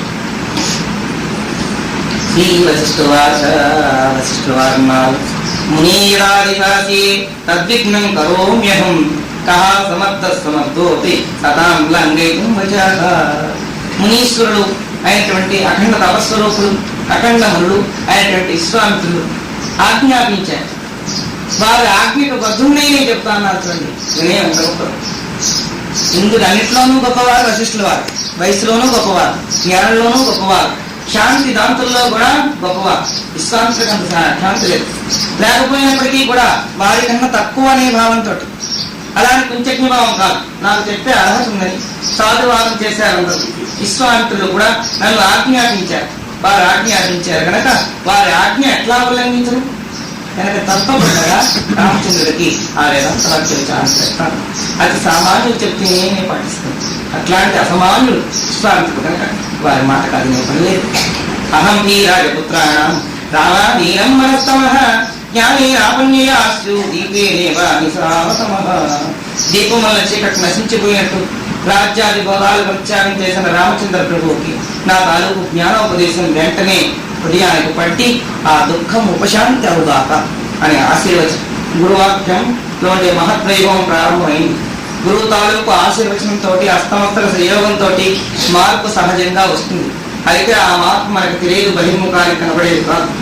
ఎవరితో వాళ్ళ దగ్గర దండం పెట్టేవారు నా మనకి చేశారు, ఆశీర్వచనం చేశారు, వచ్చేసాను. ఏం లేదండి ఉంటున్నాయి. మనం విలువ గుర్తించలేనప్పుడు దాని తాలూకు స్థితి అంతే. అదే వస్తువు తాలూకు విలువ గుర్తించిన వారు పంచాక్షరి మహామంత్ర స్వరూపం చెప్పాను. దాని విలువ తోటకూరది ఎంత గుర్తించిందో మంత్రి గారు ఎంత గుర్తించారో అట్లనే గురువు తాలూకు వైభవాన్ని గుర్తించిన వారికి అనుభవం దొరుకుతుంది కానీ ప్రతిమా వారికి దొరకదు. బడిలో పాఠం చెప్తున్నప్పుడు మనకి మన ప్రణవ పంచాక్షరి పఠింపజేస్తారు. మొట్టమొదటగా అదే మన చేత రాయిస్తారు. ఓ నమః శివాయ అని చెప్పారు. మేడపాటి జగన్నాథరావు గారు 2 దశాబ్దాల క్రితం ఆ వైభవం ఉండేది. ఇప్పుడు మన హర్ష సాంప్రదాయ వైభవమే నశించిపోయి ఏబిసిడీలో ఎప్పుడూ చచ్చిపోయే భాషని భావాన్ని నేర్చుకుని నిత్యం చచ్చిపోవడం. దాంట్లో ఎప్పుడు బతుకున్న దానికి ఆశ లేదు. ఎప్పటికప్పుడే పుడుతున్నాం, తింటున్నాం, వస్తున్నాం. అట్లా కాకుండా అమృత విద్యం వదిలిపెట్టాం, మృత విద్యం చేపట్టాం కనుక ఆ వైభవం తెలియట్లేదు. ఈ పంచాక్షరి మహామంత్రం ఎప్పుడైతే మనకి వివాహం జరుగుతుందో మన చేత రాయిస్తారో జ్ఞానం ఉత్పత్తి అవుతుంది. దక్షిణామూర్తి స్వరూపం ఎలా దక్షిణామూర్తి ఎప్పుడైతే పంచాక్షరి అనుష్ఠానం చేస్తాడో వాడికి సంస్కారం పెరుగుతుంది. సంస్కారం పెరగడమే కాదు, జ్ఞాన బలి కూడా పెరుగుతున్నారు. జ్ఞానానికి శివుడు, దానానికి కృష్ణుడు, దానానికి అన్నం శ్రేష్టమైన అట్లా జ్ఞాన బలి చేత ఊర్ధ్వలోకాలను కూడా జయించి అనుభవాలను పొందాలంటే పంచాక్షరి మహామంత్రం అంత గొప్పది. గురువు గారు చెప్పారు, శిష్యుడు విన్నాడు. నైనా ఇది చాలా పవిత్రమైనది. ఈ మంత్రంతో సమానమైన మంత్రం జగత్తులో ఎక్కడా లేదు. కొన్ని కోట్లు, వేల కోట్లు ఖర్చు పెట్టినా దొరకదు. చాలా గొప్పం సుమారు. రైట్, గురువుగారు చెప్పేట మాట తిరిగేలా ఉంది. అయితే ఎందుకో గురువుగారు ఏదో పని చెప్పినప్పుడు బజార్లో పోతుంది. పోతూ ఒక పిల్లల పాఠశాల ముదుంబరు పడ్డాడు. ఆ బడి పక్క నుంచి పోతూ ఉంటే గురువు గారు పైకి ఆయన తీసుకున్నారు. ఓ నమః శివాయ విన్నాడు. ఇదేంటి మా గురువు గారు నా చెవులో ముసుగు వేసి చేయి నిత్యం పెట్టి ఎంతో గొప్పంగా చెప్పారు. అట్లాంటి గత బట్టబయలు చేసి వీడు పెద్దగా అరుస్తున్నాడు బరిలాగా. ఇట్లాంటి వారికి ఇది ఏంటో దగ్గరికి వెళ్ళాలి. ఈ మంత్రం చెప్పడం మీకు ఏమొచ్చింది? అక్షరాభ్యాసం కలిదైనా వేళ ప్రతి వాళ్ళు నాకు దక్షిణగా ఇస్తారు. ఇచ్చి వెళ్ళం పప్పులు అవి కూడా పిల్లలు ఇచ్చారు. వేళపరక మంత్రాన్ని తీసుకొచ్చి కొన్ని లక్షల విలువ నాకు చెప్తాడు. సరే, అంత విశ్వాసం గురువు మీద వాడికి. గురువు అంటే నాలుగు పెట్టే కదా అర్థం. గురువు గారండి మీరు ఏమంత పోతావు విషయం, ఇంత మోసం మీలాంటి వాడు పడతారు పెద్దలు, నేనేం మోసం చేశాను రా. లేకపోతే నా చెవులు రహస్యంగా మంత్రం చెప్పి కొన్ని వేల కోట్లు విలువాయి, వేలు కూడా కదా, వేల కోట్లు అన్నారు. బజార్లో చూశాను బేడాపట్ట మంత్రం ఇది. బెల్లాముఖాను ఇంత పబ్బోదలు తీసుకొచ్చారు. బేడాపట్ట దక్షిణ చేత వాడు గట్టిగా అర్పిస్తున్నాడు బరిలా వాళ్ళందరి చేత. వీళ్ళు అరుస్తున్నారు, నేను విన్నాను. ఇది గోప్యం పై కనకూడదంటే వాడు బట్టబయలుగా అరుస్తున్నారు కదా. అవును, అయితే ఆ విలువ వాళ్ళకి తెలియదు. పసిపిల్లలు చేస్తారు ఆ మంత్రాన్ని పలికించిన మంత్రార్థం తెలియనప్పుడు ఆ విలువ వాళ్ళకి అర్థం కాదు. కందాలు పుష్పాలు చెప్పొస్తారు. గాఢాలింగన సౌఖ్యం ప్రౌఢాంగన ఎరుగు కానీ బాలేయం ఎరుగు. చిన్నపిల్ల 2 ఏళ్ల పిల్లని మనం గాఢంగా వాటేస్తాం. దానికి ఆలింగన సుఖం తెలియదు. ఎత్తుకున్నారు, ముద్దు పెట్టుకుంటున్నారు, కింద లేకుండా హాయిగా వాళ్ళ భుజాల్లో ఉన్నామనే ఆనందమే తప్పిస్తే ఇంకొక ఆనందం. ఆ ఆనందం యవన స్త్రీకి తెలుస్తుంది. యవన పురుషుడు యవన స్త్రీకి అవగలించుకుంటే ఉండే ఆనందం ఏదో వాళ్ళకి తెలుస్తుంది కానీ పసిబిడ్డకి ఏం తెలుస్తుంది. అలాగనే మంత్రం తాలూకు ప్రభావం అనేక జన్మల పుణ్య వైరాగ్యానుభవం చేత వైరాగ్యం అనే యవ్వనం వచ్చి గురు సూచన గుర్తుగా తెలిసి అనుభవం పొందిన వాళ్ళకి పూర్ణస్థితి. కానీ మందులో మావాడు ఒకడున్నాడు, అందరూ పోతున్నాడు, నేను పోయి గొప్పవాడుతూ చెప్పాను ఇది చేస్తున్నాను అని చెప్పి వెళ్ళిపోయి తర్వాత గురువు గారి మొహం చూస్తేనే 10 మహాబాలకాలు మనకు కనబడకుండా ఉంటే అనుభవం ఏం రాదు. కనబడినా సరే నమస్కారం బాబు వెళ్ళొస్తాం, చాలా సంతోషం అయినా నువ్వు ఎప్పుడూ కూడా చిరంజీవిగా అట్లనే ఉండాలి. వాళ్ళకి ఏం అవసరం, వీళ్ళ కోరికని బట్టే వాళ్ళ హృదయం పొంగి అట్లా చెప్పే విషయం వస్తుంది. కాబట్టి గురువు గారు నా తోటకూర తిండి అప్పాయమ్మో వెంకాయమ్మో దాని దగ్గరికి పో, ఇదిగో ఈ రాయిని పట్టుకెళ్ళి దీనికి ఎంత వెలుగుతుందో చూపించురా. తీసుకెళ్ళాను. మెరుస్తుంది ఆ రాయి చూసి. తోటకూర కట్ల అమ్ముకునేది కదా, త్రాసులో వేసుకుంటే బాగుంటుంది, మంచి గుండ్లా ఉంది, రోజు ముట్టగా చూసుకోవచ్చు త్రాసులో అనుకుని ఒక 10 కట్టలు ఇస్తాను పట్టుకెళ్ళాను. గట్టి పడగన్నా 20 కట్టలు ఇస్తావా? మోహన్సుడు పొద్దున్నే పాసి మోహన్స్కి వచ్చాడు. 20 కట్టలు ఈ రాయికి.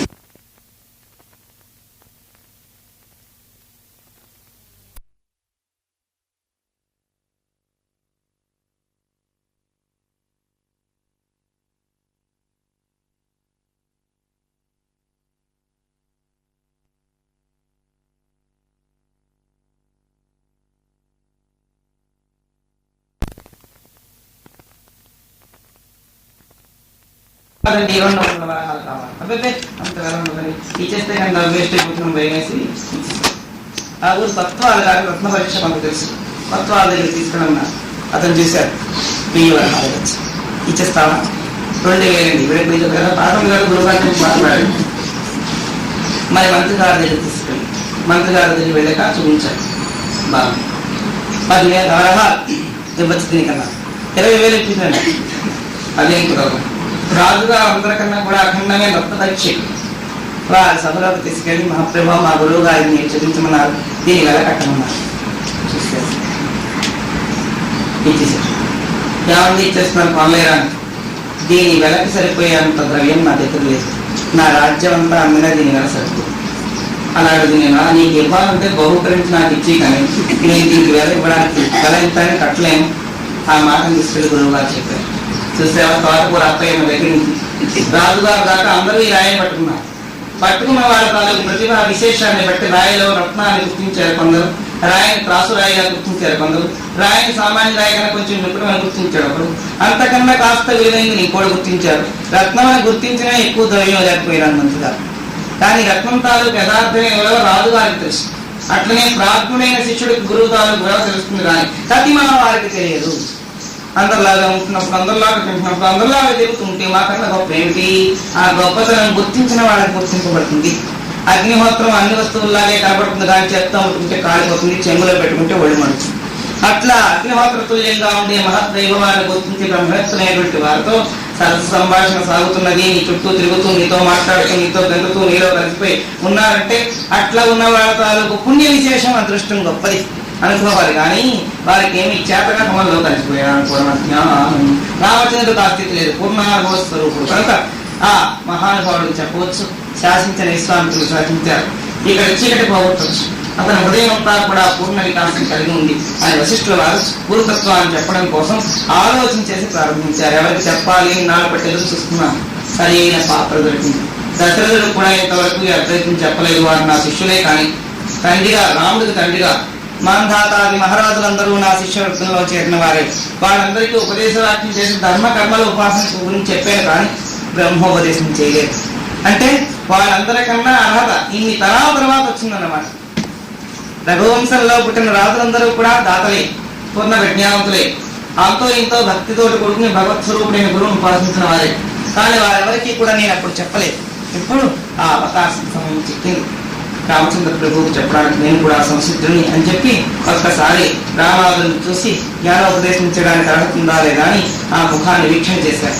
చేస్తే నిర్వికారం, ప్రశాంతం, పూర్ణంగా కావాల్సిన విద్యక అధికారాన్ని అక్కడ కనబడ్డాయి. స్మరామత్యఖండితం సర్వం సంసార భ్రమశాంతయే నిషదాద్రౌపురా ప్రోక్తం విజ్ఞానం పద్మజన్మ. నిషదాద్రేంద్ర బ్రహ్మగారు ఉపదేశించిన అఖండ ఆత్మజ్ఞానాన్ని, సంసార నివృత్తి మార్గాన్ని ఒక్కసారి ఆలోచించుకుని కలుపుస్తున్నారు. ఒక్కసారి బ్రహ్మగారిని స్మరించారు. గురు బ్రహ్మ గురు విష్ణు గురుదేవో మహేశ్వర గురు సాక్షాత్ పరబ్రహ్మ తస్మై శ్రీ గురవే మహానుభావుడు. నీ అనుగ్రహం చేత నువ్వే బ్రహ్మ, నువ్వే విష్ణు, నువ్వే సదాశివుడు అని ఈ 3 అర్థాలు మనకు బాగా తెలుసు. తర్వాత మాత్రం అన్నీ వారే అనుకుంటే సరిపోయింది లేదు, నీవే బ్రహ్మవు. ఎందుకంటే కొత్తగా ఈ బొమ్మను సృష్టించారు. మాంసపిండం మంత్రపిండం చేసిన బ్రహ్మవు. అమ్మ ఒళ్ళంచి వచ్చిన ఈ బొమ్మ మరల నీ చేతులుంచి ఉపాసనాక్రమంగా పైకి వచ్చింది కనుక నీ ఇప్పుడు బ్రహ్మవు. ఈ బ్రహ్మ తాలూకు అనుగ్రహం చేత ఈ బొమ్మలో పూర్ణమైన మార్పు వచ్చింది. ఇక విష్ణువు ఏమిటి? ఇంతకు ముందుండే దుర్వాసనని, రాక్షస వాసనని సంహరించి శిష్టాచార సంపత్తిని పెంపొందించి వారిని పోషించే రక్షణ విష్ణు స్వరూపం. సదాశివుడు లయస్వరూపం. అజ్ఞానంగా ఉండే అంతర్గత వాసనల్ని పూర్ణంగా నశింపజేసి శుద్ధ వాసనలు కూడా విడుదల చేయించి ఆత్మానుభవం చేత తను తానుగా గుర్తించి లయించిపోయే మార్గం చూపించడం పరబ్రహ్మ. అన్ని అయిపోయిన తర్వాత ఏదైతే శేషించిపోతుందో ఆ వస్తువే నీవు అని తెలుసుకున్న తర్వాత ఆనందంగా మునిగిపోవడం. ఈ అన్వేషణాలు గురుముక్తి వస్తాయి కనుక గురుకరణ కోసం గురుదేవుని ఒకసారి స్మరించారు. నిద్రపోకండి ఆయన. ఇక్కడికి వచ్చేటప్పటికి ఇంకా 7 తెల్లవారి, అంటే తెల్లవారుజాములు 7 గంటలు లేచేవాడికి 4 గంటలు లేస్తే అదే 9 గంటలకు లేచిపోయినట్టు ఉంటుంది పాపం. కానీ చేత నిద్రపోతుంటారు. ఇంకొక రోజు రేపు అయిపోయింది. ఆ 5 నుంచి అంతకు లేచేవాడికి లేవచ్చు, మళ్ళీ విశ్రాంతిగా పడుకోవచ్చు. ఎప్పుడైనా భగవత్కరణతో చెప్పుకున్నప్పుడు కావస్తే మళ్ళీ అప్పుడు ట్రై చేసుకోవచ్చు. ఇంకేం కష్టం లేదు. వశిష్ఠుల వారు మాట అన్నారని చెప్పి వాల్మీకి మహర్షి అంటున్నారు. ఇది నిగతివాస మహాత్మ పరికరబంధ గృహీత వక్తృతే జసః అకదా యది యజ్ఞాతోపశంచై పరమపదైక విబోధం వశిష్ఠ. మహాత్ముడు వశిష్ఠుడు ప్రతిజ్ఞ చేశారు, నేను రామచంద్ర ప్రభువుకి తప్పనిసరిగా బ్రహ్మజ్ఞానోపదేశం చేస్తాను, చేయడమే కాదు నాతో సమానుని చేస్తాను. అది గురువు శిష్యుని అనుగ్రహించాలంటే. తనతో సమానం అంతమంది శిష్యులున్నా ఆ శిష్యుని తనతో సమానం శిష్యుగా చేద్దామని అందరూ అనుకోరు. వారి హృదయంలో వారి మీద దృష్టి వెళ్ళి పడ్డప్పుడే తెలియకుండా అయిపోతారు. స్వామి రామతీర్థుడు బ్రహ్మానంద తీర్థుడికి ఏకైక శిష్యుడు స్వామి రామతీర్థుడే. తర్వాత అయితే వంశపారంపరంగా ఒకక్కడ వస్తున్నారు, కానీ రామతీర్థుడికి ఎన్నో వందల మంది ఉంటే తర్వాత అయినవాడు ఇప్పుడు కేశవ తీర్థులు ఒక్కరే. ఇట్లా స్వామి రామకృష్ణ పరమహంసదేవుడు ఎన్ని వేల మందో శిష్యులు, అందులో అందరూ సమాధానుభవాన్ని పొందిన మహనీయులు కూడా ఉన్నారు. వారందరిలో ఏకైక వారసుడు వివేకానందుడు. ఏ ఉన్నవాడు లేదు, వేల మంది శిష్యులు ఎందుకు అనుకున్నారు. అట్లనే గోవిందాచార్యులు అనేక వేల మంది శిష్యులు ఉంటే వారందరిలోనూ ఏకైక శిష్యుడు ఆదిశంకరాచార్య. అట్లనే మహానుభావుడిని గౌడపాదులకి కొన్ని కోట్ల మంది శిష్యులు ఉంటే ఏకైక వారసుడు గోవిందాచార్య. అట్లనే శుకుడు పంచభూత విలీనుడు. అట్లాంటి మహనీయుడు శిష్యుడు అంటేనే ఇష్టపడినటువంటి వాడు గురుత్వాన్ని వహించి శిష్యుగా తయారు చేశాడు గౌడపాదుని ఏకైక శిష్యుడు. ఇట్లా ఆలోచించుకుంటే ఈ బ్రహ్మ విచారణ అనుభవాన్ని కొన్ని కోట్ల జన్మలలో చరణంగా జీవితాలు దొర్లి ఒరిపిడి చేయబడితే ఆ ఒరిపిడి ప్రభావం చేత అర్హమైన అనర్ఘరత్నాలు కొన్ని పుడతాయి, అంతేగాని అన్నీ పుట్టవు. అందరూ గురువులు కాదు, అందరూ శిష్యులు కాదు. గురువులైన వారి దగ్గర చేరిన శిష్యులందరూ గురువులు అవుతారని కూడా గ్యారంటీ లేదు.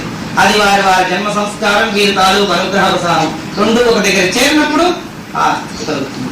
రాముడు అనుగ్రహ సమర్థుడు, వక్తృత్వానికి తగిన స్వామితోటి ప్రభుతోటి ఉన్నాడు. నేను ఒకవేళ చెప్పినా దాన్ని పట్టుకుని మళ్ళా తిరిగి చెప్పి అందరినీ ఆనందపరచగలిగే ప్రజ్ఞ కూడా రాముడి దగ్గర ఉంది. ఎందుకంటే తన హృదయంలో ఉండే భావాలన్నీ ఇంత విసరు కూడా మార్పు లేకుండా ఇంతవరకు ముచ్చటించిన ప్రజ్ఞాశాలి. మనకి మనసులో చాలా భావాలు ఉంటాయి, చెప్పినే ఇక్కడికి వచ్చాక అన్ని మర్చిపోయి ఎందుకు వచ్చామని నలుగురికే చూసి కూర్చోవడం. అట్లా కాదు, విషయం చర్చించినప్పుడు బాల్యావస్థ ఇంత దుఃఖం, యవనావస్థ ఇంత దుఃఖం, ముసల్తనంలో ఇంత దుఃఖం, కాలస్వరూపం దుఃఖం, సుఖం స్వరూపం కూడా దుఃఖమే.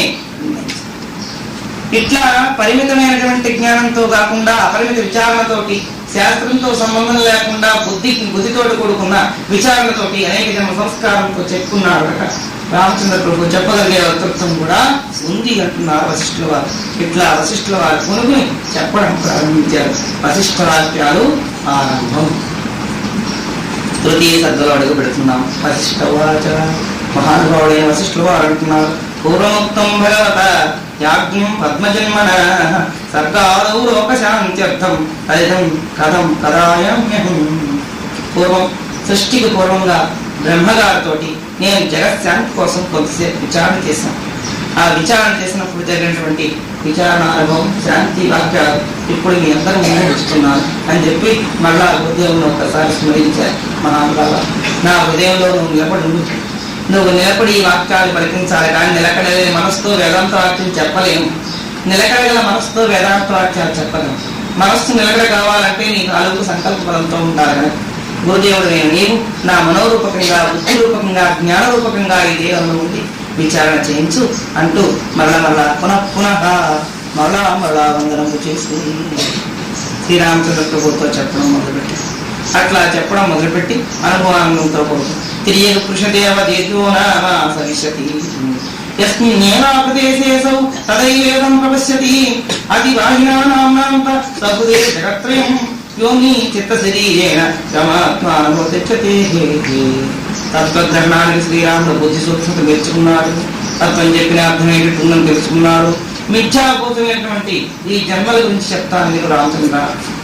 అనేక జన్మలలో జీవుడు చేసిన సంస్కారం అంతా కూడా వాసనారూపకంగా అతివాహిక అనేటువంటి రూపాన్ని ధరించి వస్తున్నట్టున్నాడు వశిష్ఠుల వారు. పశు పక్షి మనుష్య దేవ తిరిగి ప్రాణులలోనూ కూడా మనం పుట్టాం. అన్ని ప్రాణులు ఎప్పుడూ పుడుతూనే ఉన్నాయి, ఎప్పుడూ పుడుతూనే ఉన్నాయి. పుట్టిపోతున్న వాటి తాలూకు జన్మలైతే పోతున్నాయి, కానీ వాసనలు మిగిలిపోతున్నాయి. ఆ వాసనలన్నీ కూడా అతివాహిక రూపకంగా మనలో ప్రవేశిస్తున్నాయి. జీవి మృతించిన వెంటనే ఆ జీవాత్మ అతివాహిక అనే పేరుతో ఉండే సూక్ష్మ శరీరం ధరిస్తుంది. సూక్ష్మ శరీరానికి మరొక పేరు అతివాహిక. అతివాహిక అనే పేరుతో ఉండే సూక్ష్మదేహం. ఈ సూక్ష్మదేహానికి ఏమిటండి వస్తువులని? అక్కడ జ్ఞానేంద్రియ కర్మేంద్రియాలు లేవు.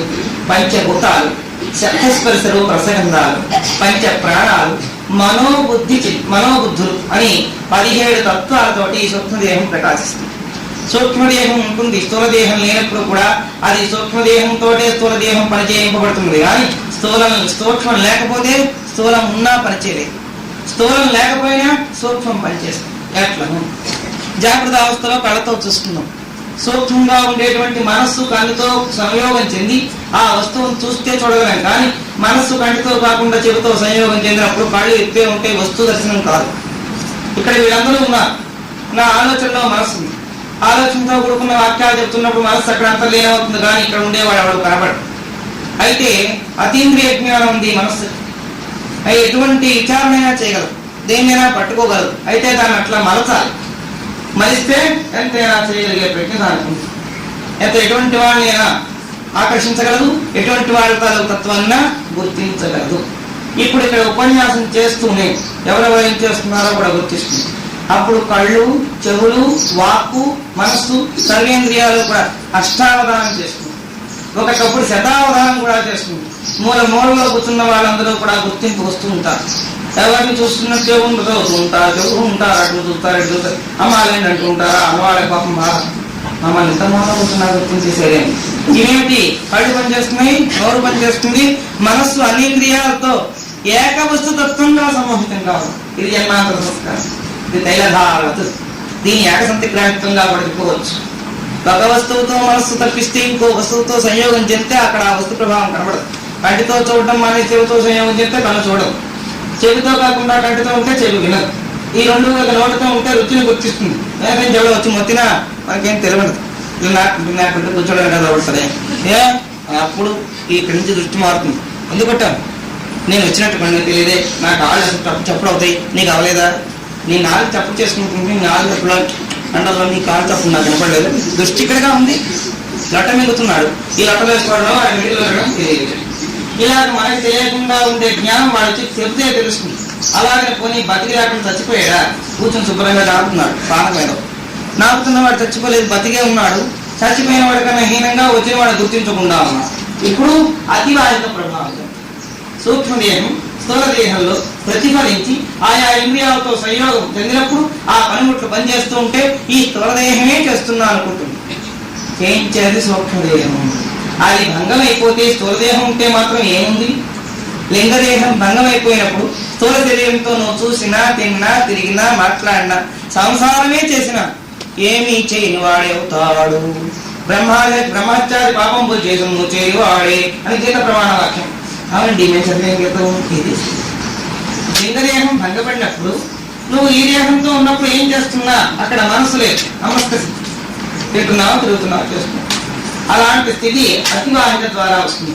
అయితే ఈ శరీరం లేకుండా కూడా అది పనిచేస్తుందా? పనిచేస్తుంది. ఈ శరీరం ఉంటే శరీరంతో కలిసి పనిచేస్తుంది. శరీరం లేకపోతే అదే దేశం, కాలం పాత అయిపోతుంది.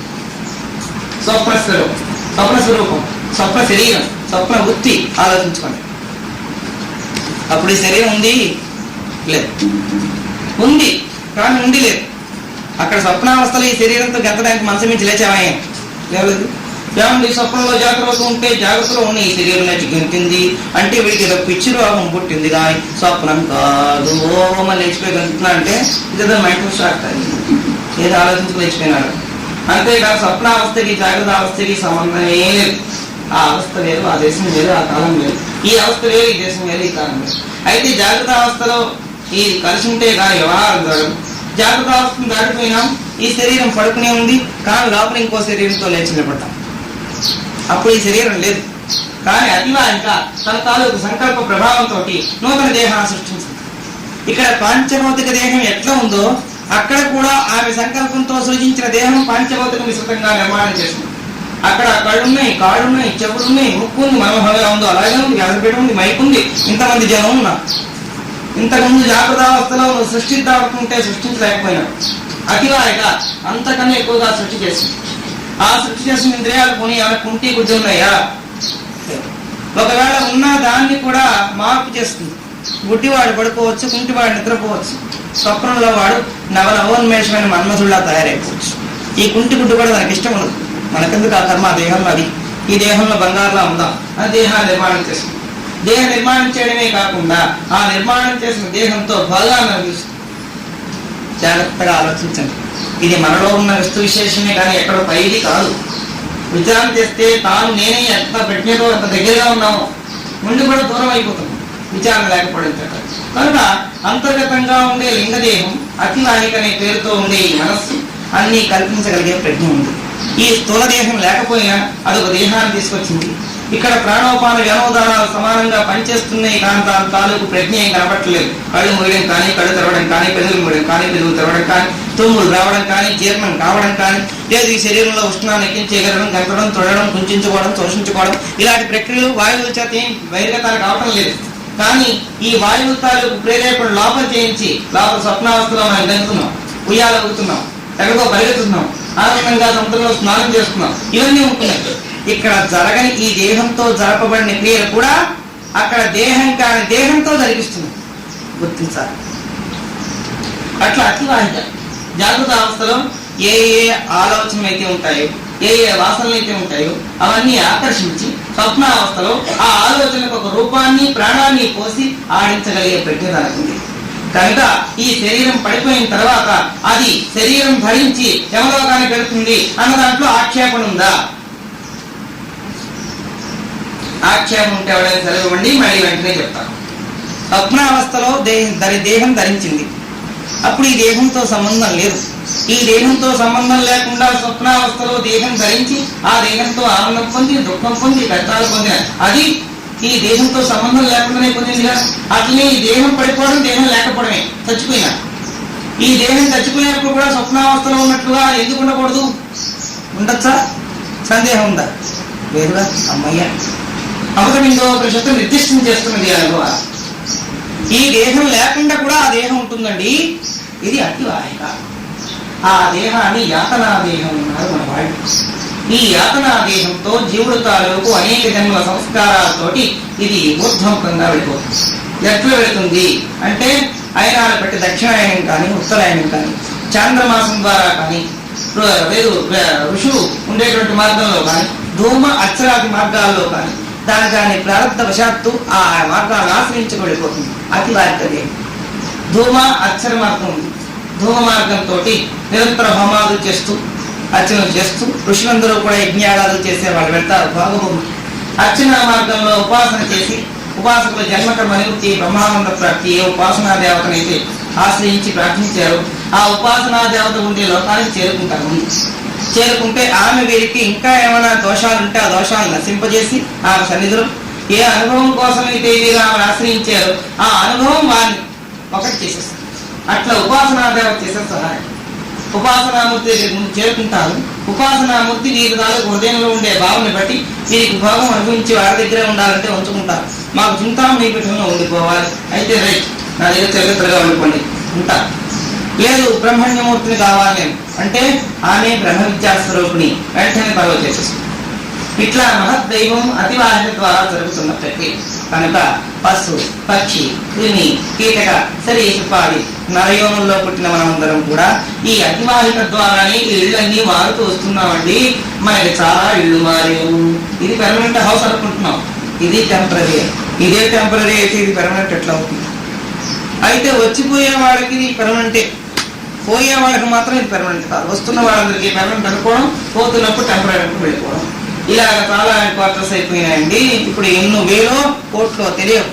అక్కడ పుట్టినప్పుడు అవే సత్యం అనుకున్నాను. క్షేమగా పుట్టినప్పుడు ఆ జీవనంలో ఆ దేహం చాలా బాగుంది, హాయిగా నేను కనుక తేలిగ్గా బాగేస్తున్నాను, బాగలేకపోతున్నాను అందపట. క్షేమగా కాకుండా దోమగా వచ్చినప్పుడు రెక్కలతో ఎగురుతున్నాను, పెద్ద గరిపి మధ్య తన బలవంతున్నప్పుడు అక్కడే పొంగిపోయాను. ఏ జీవితంలోకి వస్తే ఆ జీవితం ఆనందమే, దుఃఖం లేదు. అయితే దుఃఖ స్థితి ఎప్పుడు తెలిసింది? మానవ దేహంలోకి వచ్చాక అయ్యో ఇన్ని కష్టాలు పడి ఇక్కడికి వచ్చాను. ఇప్పుడు కానీ అతివాహిక స్వరూప విచారణ చేయకుండా నేను కానీ ప్రాణం వదిలిపెడితే ఈ ప్రాణోపాన వ్యామోదాల సమాన వాయువులతో ఉండే శబ్దస్పర్శ రూప గ్రంథాలతో కూడుకున్నటువంటి సూక్ష్మదేహం ఒకవేళ చేరుకుంటే మనకి ఏ భావాలు ఉన్నాయో అవే లిస్ట్ అక్కడ చేరుతుంది. పేపర్లు తీస్తా, మేము ఫస్ట్ క్లాస్ రాయిస్తామండి అంటారు మెరమెచ్చి మాటలు. అక్కడ ఫస్ట్ క్లాస్ రాసేవాడిపోతే కుంకాక్షి వచ్చావా అని తిడతారా ఇంట్లో. నేను రాశాను, అది కాక పక్క వాళ్ళ పాప కూడా చూస్తాను. ఓకే, అయితే ఎంత బాగా రాశాను. పోతే ఎవరి పరీక్ష పోగా నా పరీక్ష పోతే పరీక్ష పోయిన వాళ్ళు ఇస్తే వేరే పడుతుంటారు. ఏమి మరి బాగా రాశానండి. మన లెక్చర్స్ ఎవరైనా స్ట్రిక్ట్గా దుద్దిస్తారు. స్ట్రిక్ట్గా దుద్దిస్తే మాత్రం నువ్వు రాసుంటే పరీక్ష పోయిన ఫస్ట్ క్లాస్ పేసనావా.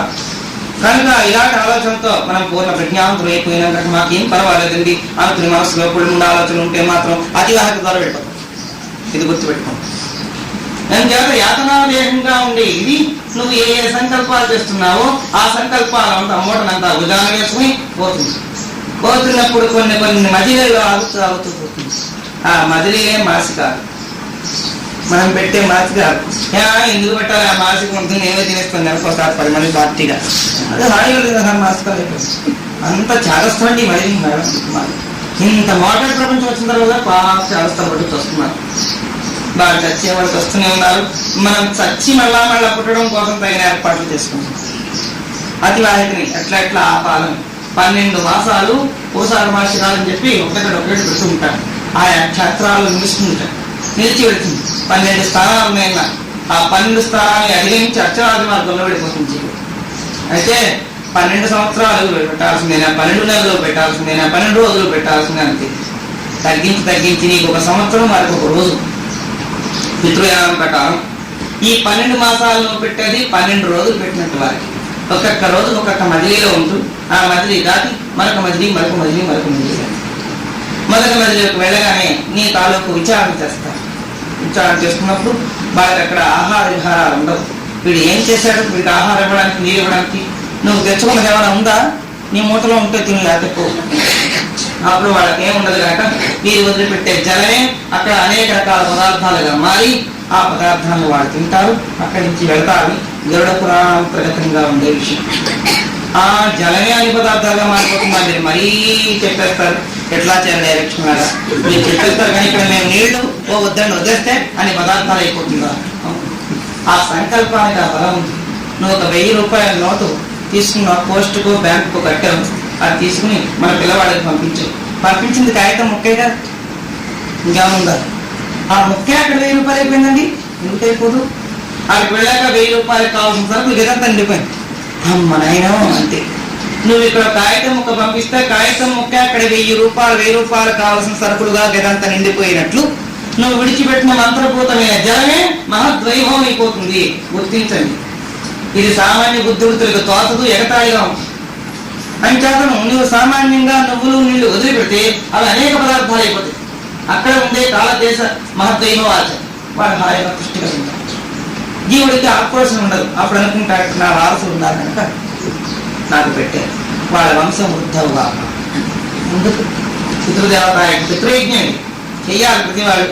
అమావాస్య నాడైనా తర్పణం వదిలిపెడతారు. మెడ్రాసులో అయితే అమావాస్య నాడు తర్పణం వదలకుండా వాళ్ళు మంచినీళ్ళు తాగరు. ఎంత పెద్ద ఉద్యోగం వచ్చినా అక్కడికే వెళ్ళరు. తర్పణం వదిలితే మనం పెద్దని పెట్టంత తప్పు. అమావాస్య ఏదో వదిలిపోయింది ఈ సంవత్సరంతో భగవంతురాన్ని మేము ఏడుస్తుంటే మళ్ళీ యావజ్యం ఇలాంటివి పెట్టకండి బాబు. మేము జ్ఞానంలో వచ్చినప్పుడు నేనేం చెప్పట్లేదు, వశిష్ఠుల వారు చెప్పే మాటలు. మీరు జ్ఞానంలో వశిష్ఠుల వారి కన్నా గొప్పవారు కనుక మీకు అక్కర్లేదు. మాలాంటి వారికి ఇంకా కర్మోపాసనలో ఉన్నాం కనుక మనం విచారం చేసుకుందాం. నాకు నేను చెప్పుకుంటున్నాను, మీరందరి కోసం కాదు, మీకు శ్రవణం నాకు మరణం. మళ్ళా ఇట్లా ఆలోచన చేస్తే అతివాహికగా ఉండేది ఒక క్షేత్రంలో విచారణ చేయబడింది, రెండో క్షేత్రంలో దేహం తాలూకు విచారణ, మూడో క్షేత్రంలో గుణం తాలూకు విచారణ, నాలుగో క్షేత్రంలో స్వరూప విచారణ, ఐదో క్షేత్రంలోకి వెళ్ళాక మనస్సు తాలూకు విచారణ, ఆరో క్షేత్రంలో బుద్ధి విచారణ, ఏడో క్షేత్రంలో చిత్తం, ఎనిమిదో క్షేత్రంలో అహంకారం. ఇట్లా విచారణలు జరపబడతాయి. ఇట్లా జరపబడిన తర్వాత పై 4 క్షేత్రాల్లో జాగ్రత్త స్వప్న సుషుప్త అవస్థల్లో వీడి చేసిన దోషాలు విచారణకు వస్తుంది. 11 క్షేత్రాలు అయిపోయినాయి.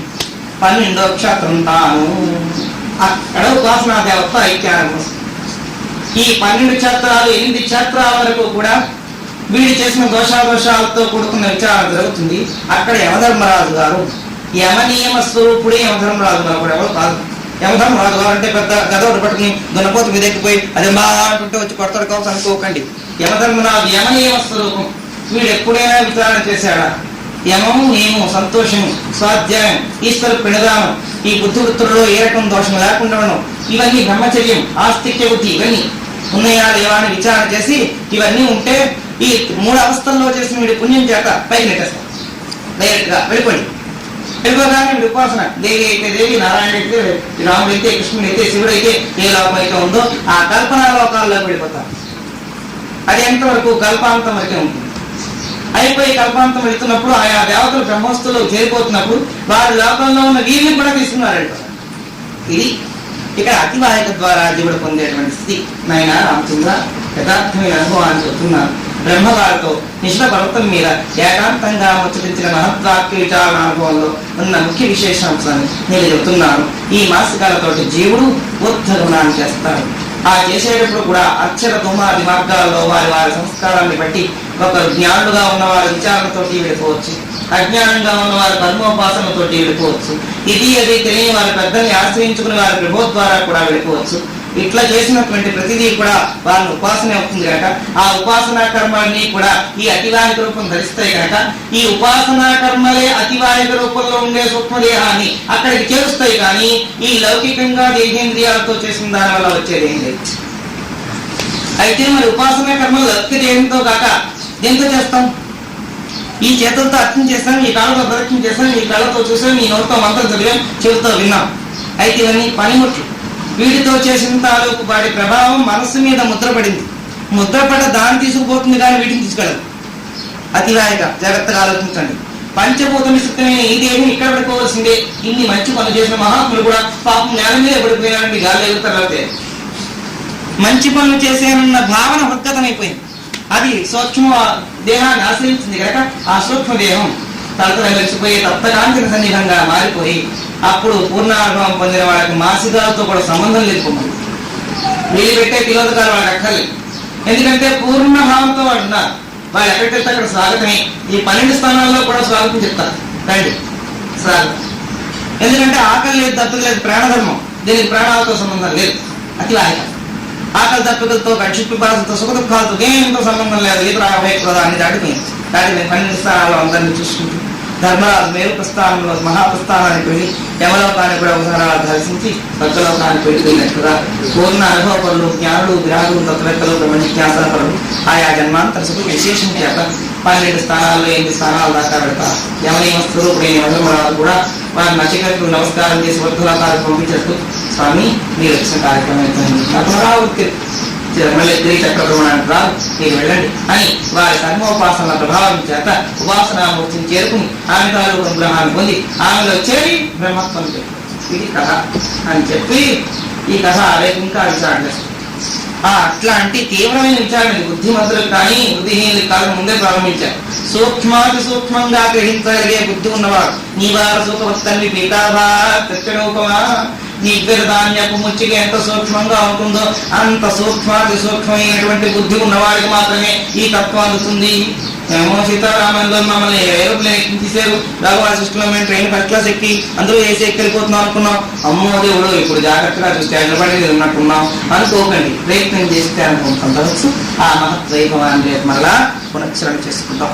అయితే ఈ విషయంలో ఉండే ఆ విషయాన్ని గుర్తించాలని చెప్తూ ఇది ఒక తప్పుడు వాటి ప్రారంభం బాగోక ఏ వాంఛన కలిగి ఉంటే త్రిలోకాల్లో కూడా తిరుగుతూ ఉంటుంది.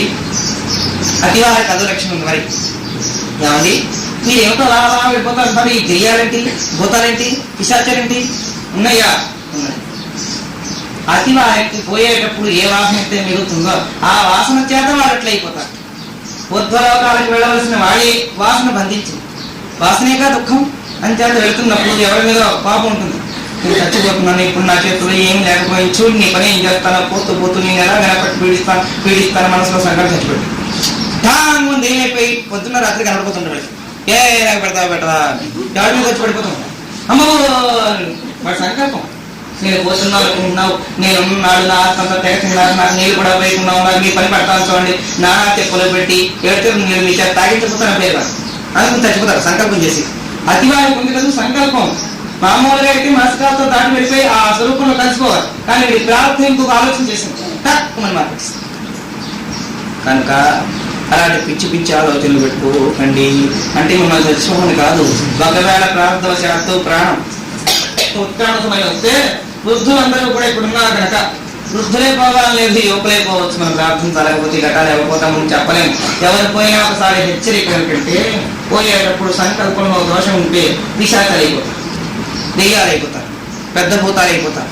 వాళ్ళ తాలూకు స్థితిని బట్టి వాడి లౌకికంలో మంచి పేరు ప్రఖ్యాతి ఉండి అందరినీ దమాయించి బతుకుతూ ఆకలిలో బలహీనంగా తెస్తే వాడి పెద్ద భూతం. ఇక్కడ పెత్తనమే అక్కడ పెత్తనమే. వాడికి బలహీన పక్షులు ఉంటారు, అందరూ చంపుతూ ఉంటారు. వాడికి ఏం పెట్టరు, ఇంట్లో తినాలని కోరుకుంటుంది, తిందామంటే వస్తువు. ఇక్కడ పాపం బలహీన దొంగతనంగా నోట్లో వేసుకునేవాడు. ఇప్పుడు కాలు చేయబెట్టుకుని తిందామంటే కూడా ఏం దొరకలేదు. అప్పుడు బలహీన దెయ్య పాపం ఏ తిండి కోసం తిరుగుతాయి, దానికోసం అంతగానే ఎవరిని వాళ్తున్నాం. నాకు ఇంత చదువుని పెడితే నేను పోతాను అంత మాత్రం నాకు పాపం తృప్తి కలిగింది. పిల్లదయ్య ఇంకా చంటి పిల్లలు చచ్చిపోతారు. వాడికి ఏ భావన ఉండదు. ఏ భావన లేకపోయినా వాడి జన్మాంతర వాసన ఆలోచించారు.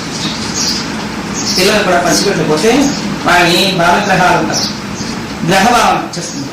ఆ నక్షత్రాలకు జ్యోతిష్ శాస్త్ర ప్రకారం జ్యోతిష్ చక్రం తిరుగుతూ ఉంటుంది. ఆ చక్ర భ్రమణంలో చనిపోయిన వేళ విశేషాన్ని బట్టి కూడా ఈ దేహాల మీద ఆ ప్రభావం కనబడుతుంది. అందుకని గ్రహణ కాలంలో చూడకూడదు. చూస్తే ఏమేమి కళ్ళు పోగొట్టిస్తున్న వాళ్ళు చాలా మంది ఉన్నారు. చూస్తే ఏమీ లేదు. ఆ పోయిన వాళ్ళు అడగండి ఏమైందో వాళ్ళకి అంతే. అట్లా ఆ ప్రభావం దేహం పడుతుంది. ఈ దేహం పంచభూత విస్తృతం కనుక పంచభూతాల్లో గ్రహాలు ప్రభావం ఎట్లా పనిచేస్తుందో ఈ దేహం మీద కూడా అట్లా పనిచేసి తీరాలి. ఆ పని చేసేటప్పుడు ఈ బాలగ్రహాలు ఏర్పడతాయి. పిల్లవాళ్ళు పోయేటటువంటి తెగటింక పెట్టేస్తున్నా అండి, తిక్క పెడతాను ఇంత అన్నం తెలిసిపోయి వీధిలో పోతుంది. లేదు పాలు దిగదుడిచి కూడా పోస్తారు. పసివాడికి 3 రోజులు ఆ కప్పెట్టిన దీపం మీద తీసుకెళ్ళారు, దీపం మీదకు ఈ పాలు పోస్తారు. ఆకలితో దాన్ని పోయడం నాకు తెలియదు, ఏ వాసనతో పోయడం అని. అట్లా పోయడంలో కొన్ని సంకల్పాలు నశిస్తాయి. ఇట్లా ప్రతి ప్రక్రియ మనం చేసే దాంట్లో ఇంతంత విషయం గుర్తింపబడింది. మనకి తెలియదు, కుదర తెలిసింది అతివాయి. కానీ మనకు ఇంతకుముందు లింగదేహం అని తెలుస్తుంది, కానీ దీంట్లో ఇంత కథ ఉందని, చచ్చిపోయిన తర్వాత కూడా ఈ తల్లి గారి ఎన్ని చోట్ల తిప్పిస్తుందని మనం అనుకోలేదు. బతుకున్నప్పుడు దీన్ని తిప్పలు కావచ్చు, జపం సాగనదు, ధ్యానం సాగనదు, ఉపాసన సాగనదు. బతుకున్నప్పుడే చచ్చిపోయి నేను పెట్టడం లేదనుకున్నాం. చచ్చిపోయిన తర్వాత కూడా అమ్మగారు పెత్తనే.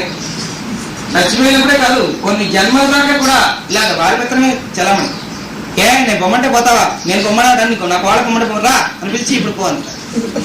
అదేంటమ్మా మీ కోళ్ళమో అన్నం పెట్టిన బొమ్మంటే నువ్వు మళ్ళీ పిలిచే అవును అదే అన్నం పెట్టిన బొమ్మని నేను చెప్పాలి, అన్నం పెట్టను. అలా ఈ మనస్సుని అర్థదత్తనం ఎక్కువ కనుక అది లింగదేహంగా మారి సత్యం ఇన్ని దుఃఖాలు కల్పిస్తుంది కనుక ఒక్కసారి విచారణ చేస్తే యాతనా దేహాలు, భూత పిశాచ దేహాలు అన్నీ ఉన్నాయి. వారి అంత్యకాల సంకల్పం ఎట్లా ఉంటుందో సంకల్ప స్వరూపం అయిపోతుంది. కనుక తస్మాత్ జాగ్రత్త అని చెబుతూ ఇన్ని ఇంద్రియాలతో కూడుకుని స్థూలదేహం కన్నా కూడా శుద్ధదేహం ఎంత గొప్పదో. ఆ సూక్ష్మం కాని శుద్ధ అయితే జీవుడు జీవన్ముక్తుడు ఎట్లా అవుతారో విచారణ చేయడానికి ఆరంభం చేశారు వశిష్ఠ మహర్షి. ఆ మహర్షి భక్తుల్లో అంటే మహద్వైవం రేపు మిగతా చెప్పుకుందాం. ఇంతవరకు చెప్పుకున్నదాన్ని శ్రద్ధతం చేసుకుని ఇంటికి వెళ్ళి ఆలోచించండి. చెప్పిన ఎంతవరకు సత్యం, ఏమైనా సత్యం కాదు మనసుకు చూస్తే రేపు చెప్పండి. నేను ఏమైనా మార్పు చేసుకోవాల్సి ఉంటే చేసుకుంటాను. వశిష్ఠులు వారు చెప్పిన దాంట్లో తేడా లేకపోతే మరలా మీకు పరిచయం చేస్తాను.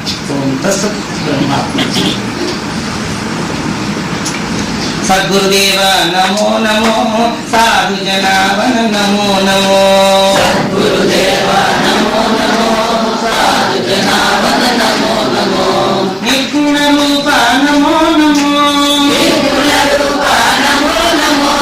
నిర్మల హృదయ నమో నమో, నిర్మల హృదయ నమో నమో. నమో నమో ఆనంద రూప నమో నమో ఆపోజ్యోతి నమో నమో ఆశ్రిత వత్సల నమో నమో ఆదిక వత్సల నమో నమో హరిమాది గుణ నమో నమో హనుమాది గుణ నమో నమో సద్గురుదేవ నమో నమో సాధు జనావన నమో నమో సద్గురుదేవ నమో నమో సాధు జనావన నమో నమో పరమ పవిత్రాయ నమో నమో పరమార్థ కోశాయ నమో నమో పరమ పవిత్రాయ నమో నమో పరమార్థ కోశాయ నమో నమో పరమ శాంత రూపాయ నమో నమో పరమానంద రూపాయ నమో నమో పాపహరణాయ నమో నమో పాపహరణాయ నమో నమో సద్గురుదేవ నమో నమో సాధు జనావన నమో నమో సద్గురుదేవ నమో నమో సాధు జనావన నమో నమో శ్రీ గోపాల కృష్ణ భగవాన్ ఓం అసతో మా సద్గమయ అసతో మా సద్గమయ తమసో మా జ్యోతిర్గమయ తమసో మా జ్యోతిర్గమయ మృత్యోర్మా అమృతంగమయ మృత్యోర్మా అమృతంగమయ ఓం శాంతి శాంతి శాంతి